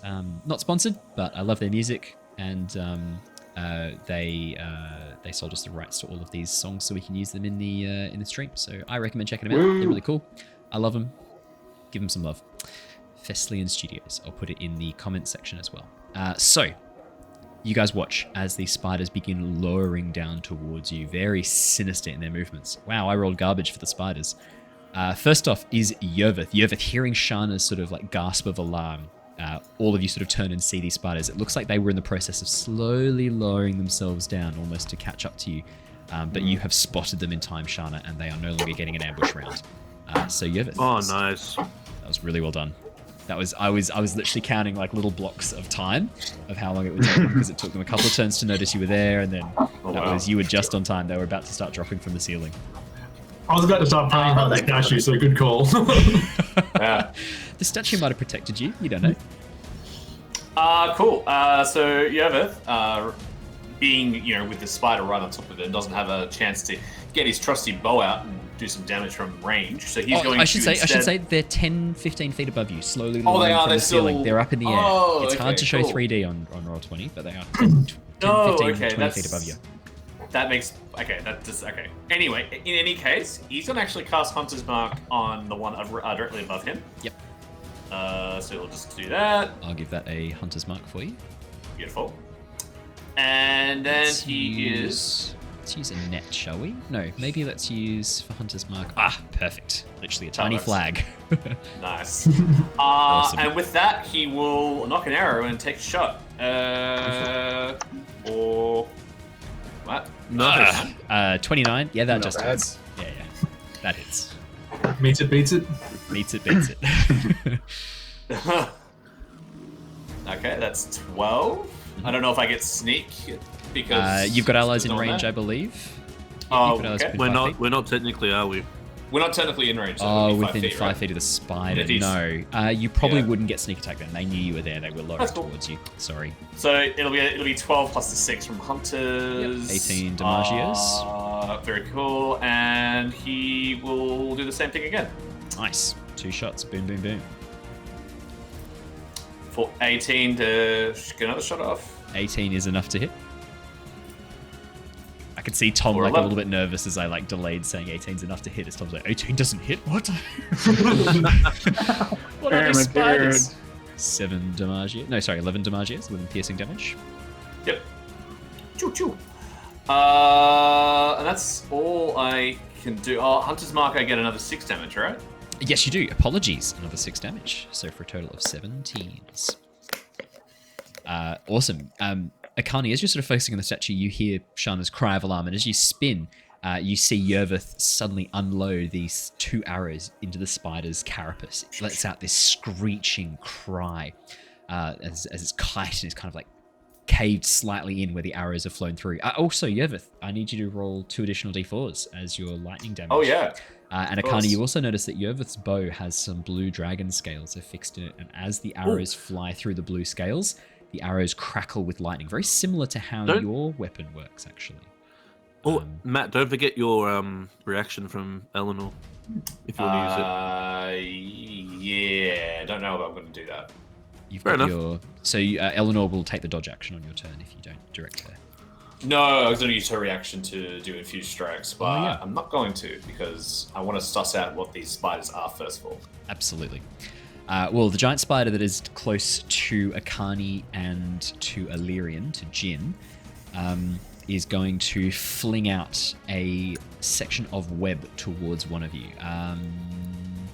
Haz, could you roll me a d4, please? Even is you, odd is Jin. Odd is Jin. You watch as this section of webbing flies out towards this red dragonborn, red honored dragonborn half dragon who you've sort of like been kind of like sworn to protect. Well, like you've kind of taken in your stride to protect. Jin does a that is going to hit you. I'm guessing a 22 hits you. Okay, I'm gonna cast shield. Cast shield. So as this webbing flies out towards you, you suddenly spin around. So 23 arm class now. Yep, perfect. As this webbing flies towards you, you spin around and hold up your hand, and this shield, this glistening energy, forms in front of you. Actually, no, sorry, not glistening energy. You watch as your shadow leaps up, stands in front of you, and takes the hit for you. As your shadow is then pulled towards the spider before dissolving into nothing, and then reforming at your feet. So your shadow then reforms. Sweet. That's about right for your powers, I should say. Yeah. The giant spider, failing in its web throw, will then drop towards the ground and reach the ground using its movement, and then it will move up towards Jin and Eleanor, and it's going to make a bite at you, Jin. Okay. Does a... no, that's not going to hit with shield up. Never mind. Doesn't hit. Shana, it is your turn. All right. Let's see if I can guess your turn. You fire Eldritch Blasts. Pew pew. Pew pew. Yes. I'm gonna if I can, I'll quicken, the usual, so I can get 4 blasts off. Yep. I'm aiming the 4 blasts at both of these guys, but alternating them, because I want to kind of try and use the pushback, because those 2 guys are still technically hanging from the ceiling. Yes, they are. You want to push them to the ceiling. I want to try and wrap them around each other. Oh, okay. Yeah. No.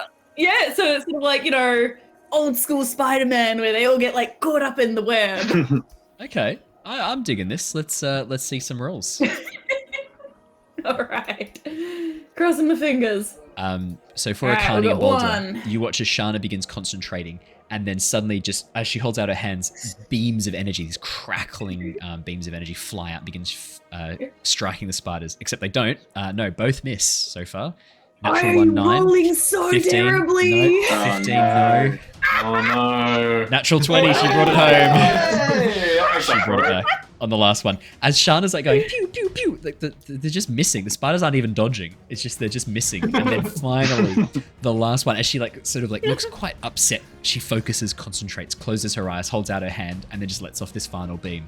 Somehow, with the act of not aiming, it strikes true. So if you were alternating, did you want to start with this one? So 1 misses, 2 misses, this one misses, and then the one above you, he takes the natural 20. Perfect. So we do, I should have told you this at the beginning, sorry, Haz.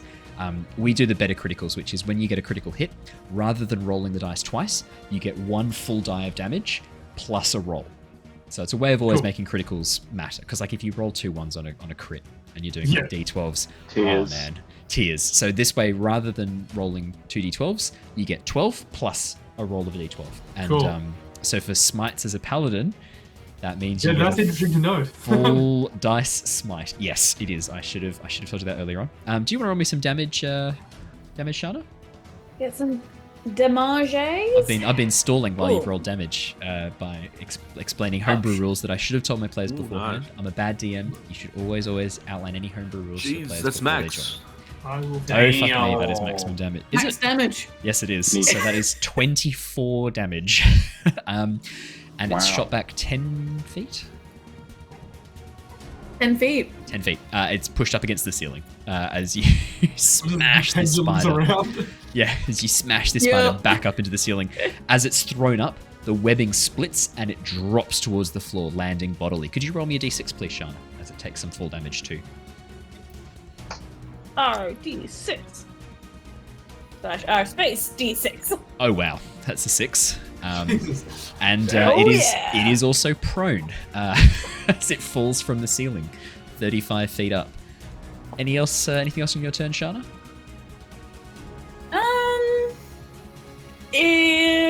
If I move, it's prone to the side. I'm not going to trigger an attacks. opportunity You won't. attack. It's prone. Will I? It's prone. Yeah, you won't take opportunity attacks. Sweet. She's just sort of moving into that sort of corner, not dropping down, but So Shana backs herself up against the corner of the look at me. platform. Shenron, otherwise known as Jin, otherwise known as Illyrian, otherwise known as Swabby Seabeard, otherwise known as Gnome-tastic, otherwise known as what other? Oh, that was Dinglebert. Dinglebert. We got so many. I know. I have like you should see my notes. They're just full of like 20 episodes. half-baked characters designed to make me go. Oh, there is Krognak still, Matt. Hey! I copied your character from like when I talked to you way back when. Yeah, Even wow. Emmerich. Freddie Thorne is one. Anyway. All right, Shenron. Okay. There's 2 spiders right up close to you, basically. There's one in my grill there. One right in your grill. The one near you and Eleanor is on the ground, making these like screeching, chittering noises. Almost a little bit bird-like, but something like it just sounds off. Okay, right. It's right in front of me. How do I want to go about this? There's so many options, but none. I was hoping I could get away, but I don't think that's going to happen. May as well stay in the thick of it. So I'm going to use bonus action to do Hexblade's Curse on this one. Yep, I will add the Hexblade's Curse. We've been using the skull icon, haven't we? Yeah. I'll just put it up there so you can read it. Eldritch Blast at this point is too close. Probably won't get it. I'll probably get disadvantage. Yes, you will. So the way the Hexblade's Curse works, you guys watch as Jin presses his hand into his wrist, where he has this tattoo of a black, almost like a black katana. And then as you hold out your hand, a section of your shadow flies off and marks the creature with this sort of shadowy brand on its chitinous thorax. The tattoo is visible on his form at the moment. Tattoo is visible on all forms. Okay. Let's do... I'm going to hit him. I'm going to pull out my... I'm actually going to have the tattoo become... sort of come into my hand, and I'm going to form the Umbral Blade as a free action. You guys watch as Jin reaches down and pulls his shadow, and as his shadow forms in his hands, it forms the shape of a long black katana, slowly leaking black smoke. Jin's shadow is now no longer there. He has no shadow. Now this can increase my range, but that's not what I'm going for. I'm going to use the Dark Strike feature, which means I take off another charge, which I'll do, but let's make a melee attack. When you make a melee attack, I can spend the thing. So it should just be like this. Yep. 20 to hit. 20 is going to hit. So I think that is... So I rolled a 1, which sucks. Yep. So that's 7 damage plus... Hexblade's Curse gives me a +4 bonus to my damage roll, so that goes to 11. Yep. Take another 4 off. And I need you to make a Wisdom saving throw. Yes, so it is not frightened of you. Spiders are known for being very wise creatures. Of course. Absolutely. That's an 11. I'm guessing that's a fail. So DC 15 Wisdom save, or be frightened of me for a minute. Absolutely. You watch as the spider, as this sword strikes in, these black shadow, like tendrils begin curling across its body, pushing against its skin and weaving underneath the gaps in its chitinous armor. The spider seems distressed and then terrified as it begins trying to push itself backwards away from Jin, away from this dark sword. Anything else on your turn, Jin? Well, now that he's frightened, I think I can move away from it, triggering an opportunity attack. I don't think that is true, actually. No. Don't think so. I don't believe that's true. I will double check. It has disadvantage on ability checks and attack rolls. While the source of its sphere is within line of sight. And it can't willingly move closer to the source of its sphere, but you don't... It's not that it can't take opportunity attacks, it definitely can, but it will have them at disadvantage. So it's better than... well, I'm going to move over here. I'm going to move over here anyway. Yeah, that's still within range. That's fine. I think I'm not going to run out of range. I'll just leave it. Cool. There's no point taking a hit when I don't really need to. Nope, fair enough. Alrighty. Boldor. There is a spider 5 feet, 10 feet above you, a spider on the ground in front of you prone, and then another spider on the ground about 10 feet away from you. All right, so this one directly above me, can I run underneath it? Of course you can. Yeah, all right. And also, if I was to end up in this position here, would I be within 5 to hit that spider on the ground already? Or would I have to get like adjacent like that? No, on the corner, you can hit both from that position where you are. Like there, yes. Perfect. So Well, it's on the I'm ground, doing and then that. the one above you is with your full reach, because you're, 7 feet tall, plus your arms are another probably 1.5 feet, 2 feet. You can reach both, absolutely. Of course you can. Neat. Well, I'm going to get mad and get in a particularly ragey mood. Nice. As I run towards them, I grab my great axe, and with the momentum from the pace, I plant my feet, just swirl this great axe around, and try to lodge it into the body of this top spider, the one that now looks frightened. Make me an attack. And what does your rage look like? Does anything happen? Do your tattoos glow or shift or change? Does your eyes change? Do you just get really angry? Do you Hulk out? He gets real mad, like veins sort of popping around there, and you there's almost like steam popping out, It's really hot. If you had like a thermal gun towards him, it's like there's some flame going on in his head. Yep. He gives it a good old whirl. I'd say as well as Boldor moves inhumanly fast under the rage. He moves incredibly quickly, and you watch as his eyes almost leave like a streak of light behind as he moves around, and his axe as well leaves a sort of slight ghost after image as it moves. 27 is going to hit Boldor. That's going to hit. I hope so. We'll give that. And I think there's also another +3 for being in a rage. Yes, I believe so. Although it should have already accounted that with D&D Beyond. Once you activate rage, it should already account for it. But let me know if it hasn't. How do I do that? Maybe it's not accounting for it. No, it hasn't. It's just the 8+4. I just clicked the button again. All right, nice. Don't worry about it. That's all right. We'll add it on. So is that then Sweet. 30 to hit if my math is correct? It's only on the damage. Only the damage. So 15 damage. That's not bad at all as your axe slashes through. Yeah, that was with the first strike. And if it's lodged in, he's going to whip it out and then go from the other direction, swing it around, and do the same thing again. Absolutely. 20's going to hit. Okie dokie. Some more damagey doos. 10 slashing damagios. Boldor, you carve off 2 of its legs with this second swing. 2 of its legs go flying off into the distance and clatter against the floor as this green ichorish blood splashes across your face. And he just stands, he just stares at it, just dominating it as much as he can do, and that's it. Nice. Alrighty, the giant spider that you've just taken a few hits out of is going to drop on top of you and try and bite you, Boldor. Does I'm thinking probably a 22 hits you?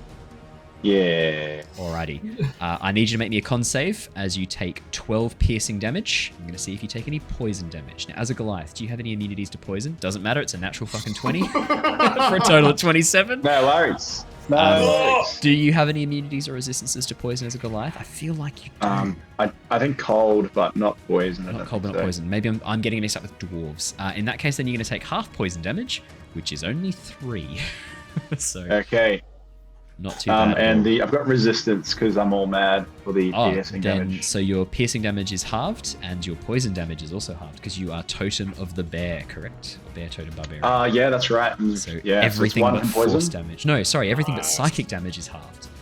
That's right. Man. Amazing. So 1 from poison, and then was it 2 from poison? It'd be 2 from poison because it's 4 damage total. And the regular piercing damage was, sorry, how much? It'd be halved down to 7, I believe. 7, cool. He wow. just takes it. Just in his chest. He just doesn't break eye contact with that spider. the two fangs pierce into Boldor's chest, and he just goes like right in the spider's face as it does it. It's then going to try and throw you, Boldor. Could I have you make me a strength check? I've got a feeling you're going to be okay at this. Very good. Strength or dex, but I'm assuming you're going to choose strength. Yeah, I also have. Is it saving throw? It's a saving throw. Yeah, okay. Look, I think I've got advantage on strength checks, strength saving throws when raged, so... I believe you do as a Bear Totem Barbarian. 21's fine. The spider tries to throw you. You just grab its pincers and pull them out of your chest and like rip them apart and throw them back as the spider tries to grab you and throw you backwards. It's like Vegeta from when he's fighting the androids. Yeah, sure. Oh man, Dragon Ball Z references coming hard and fast. Fucking hell, like that's all it can do. It can't move. If that's its turn, I'm going to use my reaction now that it's like in melee with me. I'm going to use my reaction to run this way. Yep. Ekarni and Boldor, you watch as Yervith, seeing the spider distracted with Boldor, suddenly like moves and ducks and runs and does this little barrel roll underneath and pops up on the other side of the spider, bow at the ready, as he uses his skirmisher feature. Do a barrel roll. Do a barrel roll. The spider that fell and was prone uses half its movement to stand up. It is then going to bite Shana. Could I have you please roll me a d4? It's not biting you yet. Could you have a d4? Evens is you, odds is Yervith. Can't say fairer than that. 3. Odds is Yervith. It is going to make a bite at Yervith. Yervith, as you duck underneath, it then tries to spear down with its 2 large pincers. Ooh, that's a natural 20. Uh-oh. So that's a total of 26, Yervith. I'm guessing that probably hits. I'm going to do a reaction to that. Yep, okay. I'm going to cast Silvery Barbs. Okay. Ooh, yeah, nice one. So I must I'm re-roll going the d20, yep. Yeah, so that is not a crit anymore. Yep. And I give advantage to Ekarni because he is a paladin and hopefully gets a crit. It's biting Yervith, but that's fine. Oh yeah, you can choose a different creature. Ekarni, yeah, you get advantage. Oh, that's a lot less good. Yeah, 17 no crits Yervith? here, buddy. 17 Yervith, does that even hit you? My armor is 17, so Meets roll it, beats win. it, baby. Still hits, but you don't get the crit. You are going to take 13 points of piercing damagios, and could I have you please roll me a Constitution saving throw? How much was Yervith going to take? 26? So no, 26 to hit, so it was going to give him... Oh, right, yeah. It wasn't going to be as bad as that. It was going to be... 16. Ooh, 16. That is a pass. You're going to take half damage from the poison. 3 poison damage this time. So shit rolls on the poison, I'll tell you what. Poison would have been doubled too, so that would have been nasty if you got the crit. And then it's going to try and fling you across the room. Yervith, could I have you please roll me a dex or strength saving throw, your choice? Definitely going to be dex. Really? As a ranger rogue? You sure about that? You don't want to take a strength saving throw? Yeah. No? Dex save 19. You're absolutely fine. As the spider goes to sort of crash down, you just dodge out of the way and move yourself. Ekarni, last but certainly not least, there are 3 monstrously disgusting spiders taking up this sacred place to the Dragonborn people. If only you could remember how sacred. I got a vibe. The vibe's all I need. Vibes all you need. I scoot myself up into there. Yep. I'll be loading up a first level Divine Smite. Yep. And having a swing with my halberd. So we'll say the one that's near Boldor, the one that's a little bit lower, is much more hurt. You can see it's missing 2 legs. Part of its pincers have been torn and broken. Its thorax is cut open and this green ichorish blood leaks through many wounds. It looks very hurt. The one above, a little bit less hurt. But the one above is frightened, looking quite dangerous. Terrified. At the honored one, so... It looks terrified of the honored one at this point. It actually is trying to scuttle away from him as these dark shadows begin collapsing. Of course it is. Nothing would stand before the might of the honored one. Nice. Love it. Also, I will say, as you guys see Ekarni's glaive, was it? Halberd. It's also marked with these draconic scales, same as the greatsword you guys picked up in the previous room back at the place last time. These sort of draconic scales along it, and you watch as he pulls it out. The scales shift and shimmer to blue, and lightning begins crackling along its length. Alrighty, Ekarni, please roll to attack. And did you want to attack the one to the north or the one to the south? The north, please. North one, the one that's threatening your great lord master. 20's going to hit. Absolutely. Roll some damagios. All right, so that'll be. You also have advantage on the next attack roll, so roll it again, see if you get a crit. Oh, yeah, that's right. Sorry, because of the silvery barbs. Can I just say, silvery barbs, fucking OP spell. Yeah, that's so good. Tasha's cauldron of OPs. 25, definitely going to hit, 100%. Roll some John DiMaggio's. All right, so that's my regular damage. Yeah, but say that out loud. That's hilarious. I just realized Ekarni's like 2 favorite people standing there. The honored one and Eleanor are just both standing there next to each other. Must save. Must save my dragonkin. 10 damage. Very nice. Plus my divine smite. Yep. Ooh. 8 Plus damage. what was the... No, naturally I know this, but what was the damage for my magic scaly... It's a D6 lightning damage on top of that. 4. What's that? Oh, mate. It's you watch as Ekarni spears through, skewering the spider and whipping the halberd back and cutting neatly off 2 of its legs. It's looking very hurt. That's your first attack. And then, using the Sentinel feature, I swing it around and slap it in the back with the butt of my halberd. Yep.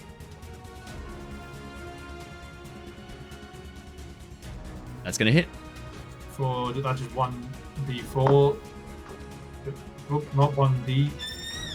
1d equals 1. 2 damage. One-sided coin? Yeah, I mean it's looking pretty hurt. That's all I can say about it. Whip it back around for my second attack, straight into its back with the dragon end of the halberd. 23 is going to hit 100%. Nice. And did you want to divine smite this strike too?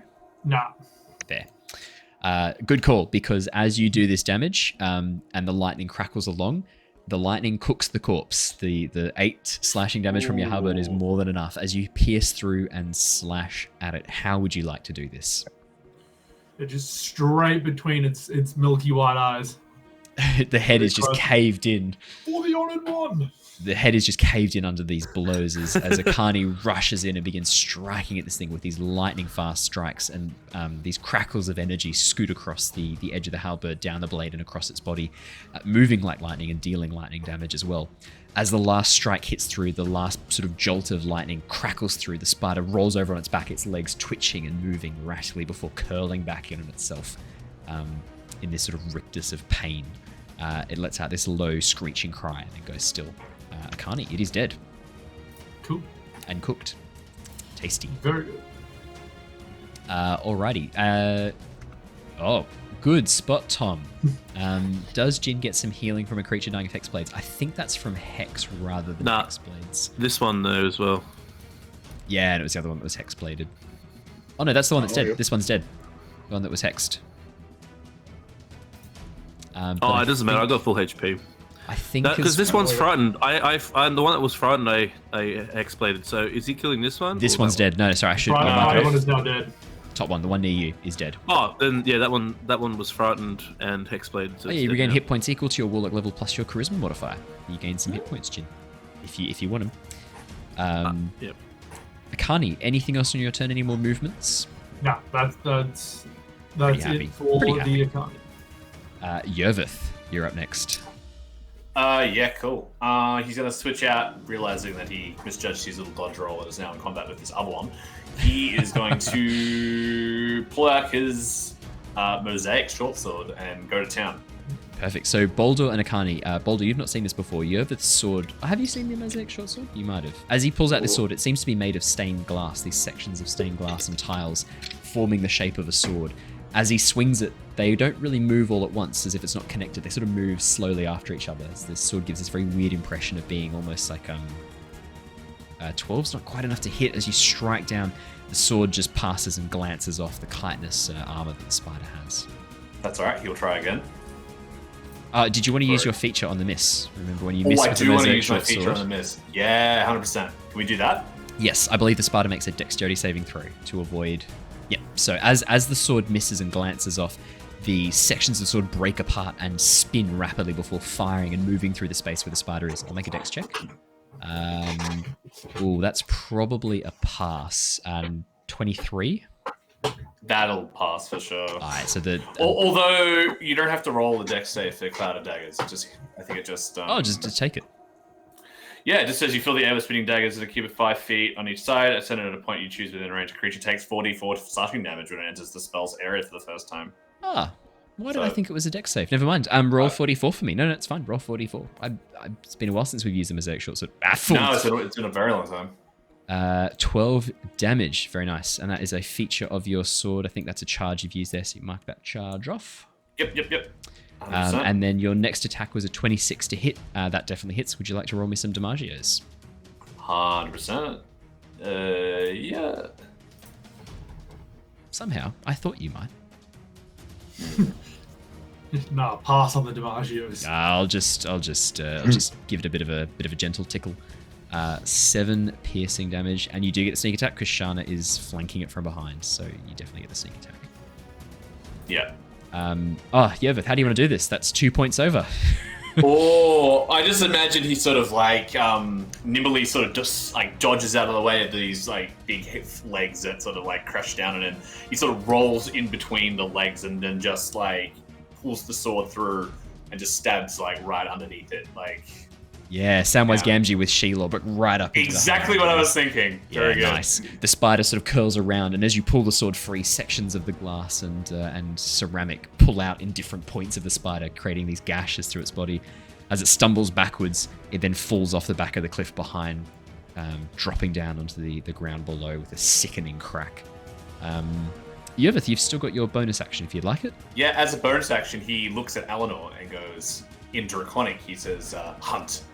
And Eleanor is going to attack because she'll just follow off from me. Go for it. Eleanor's going to run on into this one. And fantastic. That one's on the ground now, isn't it? The one I should say actually Boldor, when Boldor moved up and attacked, he gets pushed back as the spider drops down into that space. Oh, yeah. Eleanor's going to chomp at the spider. Eleanor might be able to do this. Oh, with a natural 20, she probably will. Oh, shit! Would you like to roll me some damage? Oh, this is going to be nasty. Yeah. So that's going to be a 6 plus another 6, because it's a d6 plus 4, so 12 damage. Oh, mate, you are exactly lethal. How would you like Eleanor to do this? Holy shit. Wow. I don't think Eleanor's ever killed a creature before like this. This is great.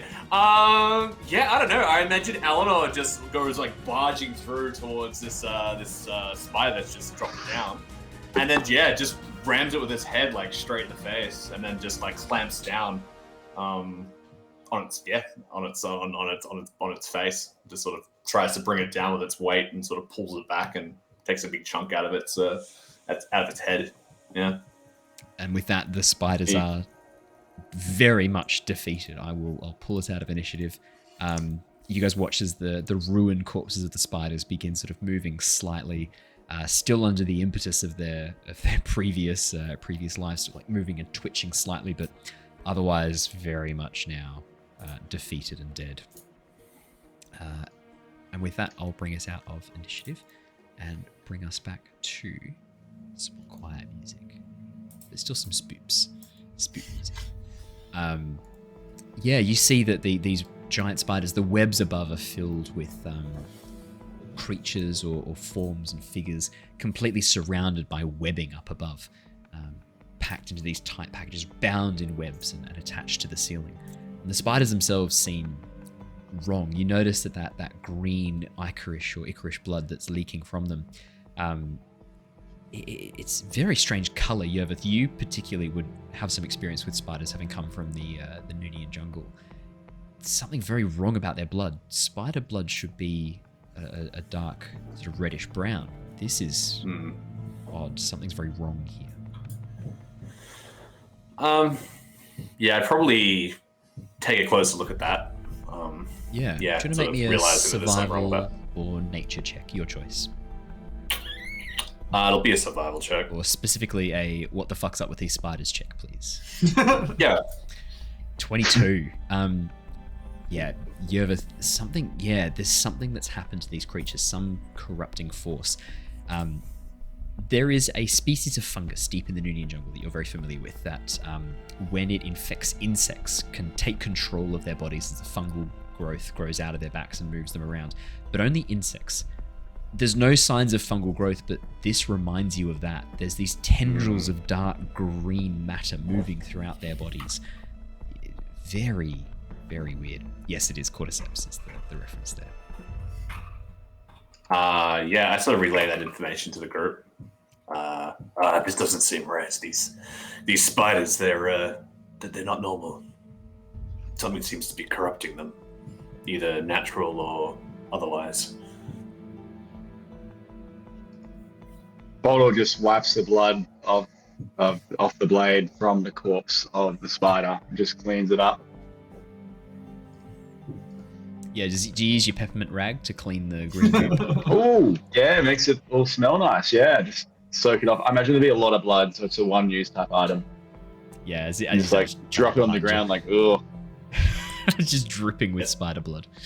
Yervith might try and like harvest some of the poison if you can from some of these spiders. Yeah. Okay. Yeah. As you go and like begin sort of examining the fangs, you can see that there's still a little bit of venom on the surface of these. Can you make me a? Do you have a poisoner's kit? I think Shana does. Yeah. Yeah. I go down and like think about it, and then I look at Shana and I'm like, Shana, do you mind if I take some samples? Yes, I'll need to sure. use your kit though. She hands it over, and yeah, but just before we get too far into resource harvesting, your ears are a bit more refined than mine. You can't hear anyone coming that may have been alerted to our presence via that loud fight. Can you? Listen out for that. Yervith, make me a perception or investigation check. 25. Ali, you're reading my mind tonight, aren't you? As you begin listening out, you hear initially this strange, almost like scraping noise, and then you watch as the water in the pool begins to displace, being pushed away from that tunnel towards the southeast.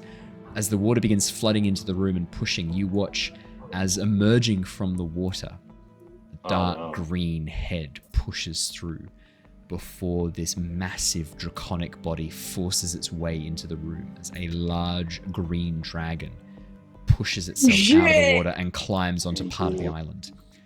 You watch as its dark green scales, marred with this strange purplish corruption, tendrils of black purple, almost like veins carrying across its face, milky white eyes, and its teeth dripping with this purple venom as it roars menacingly, sightless eyes turning towards you on the platform.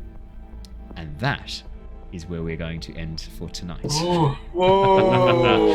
And we will come back next session to see how that goes down.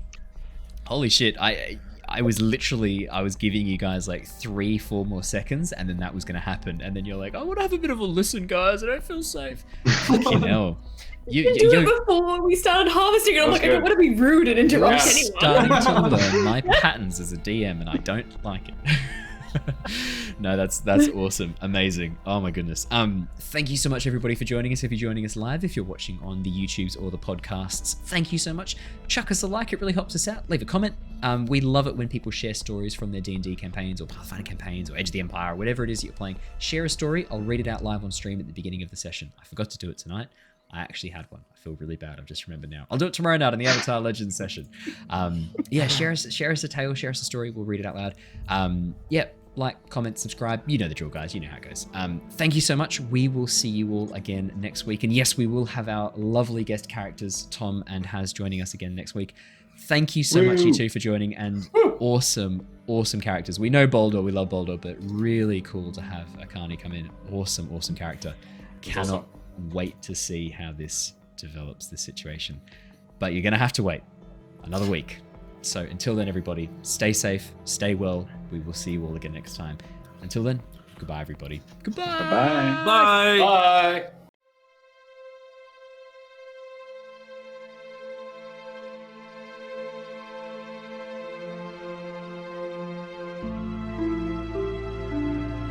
Bye.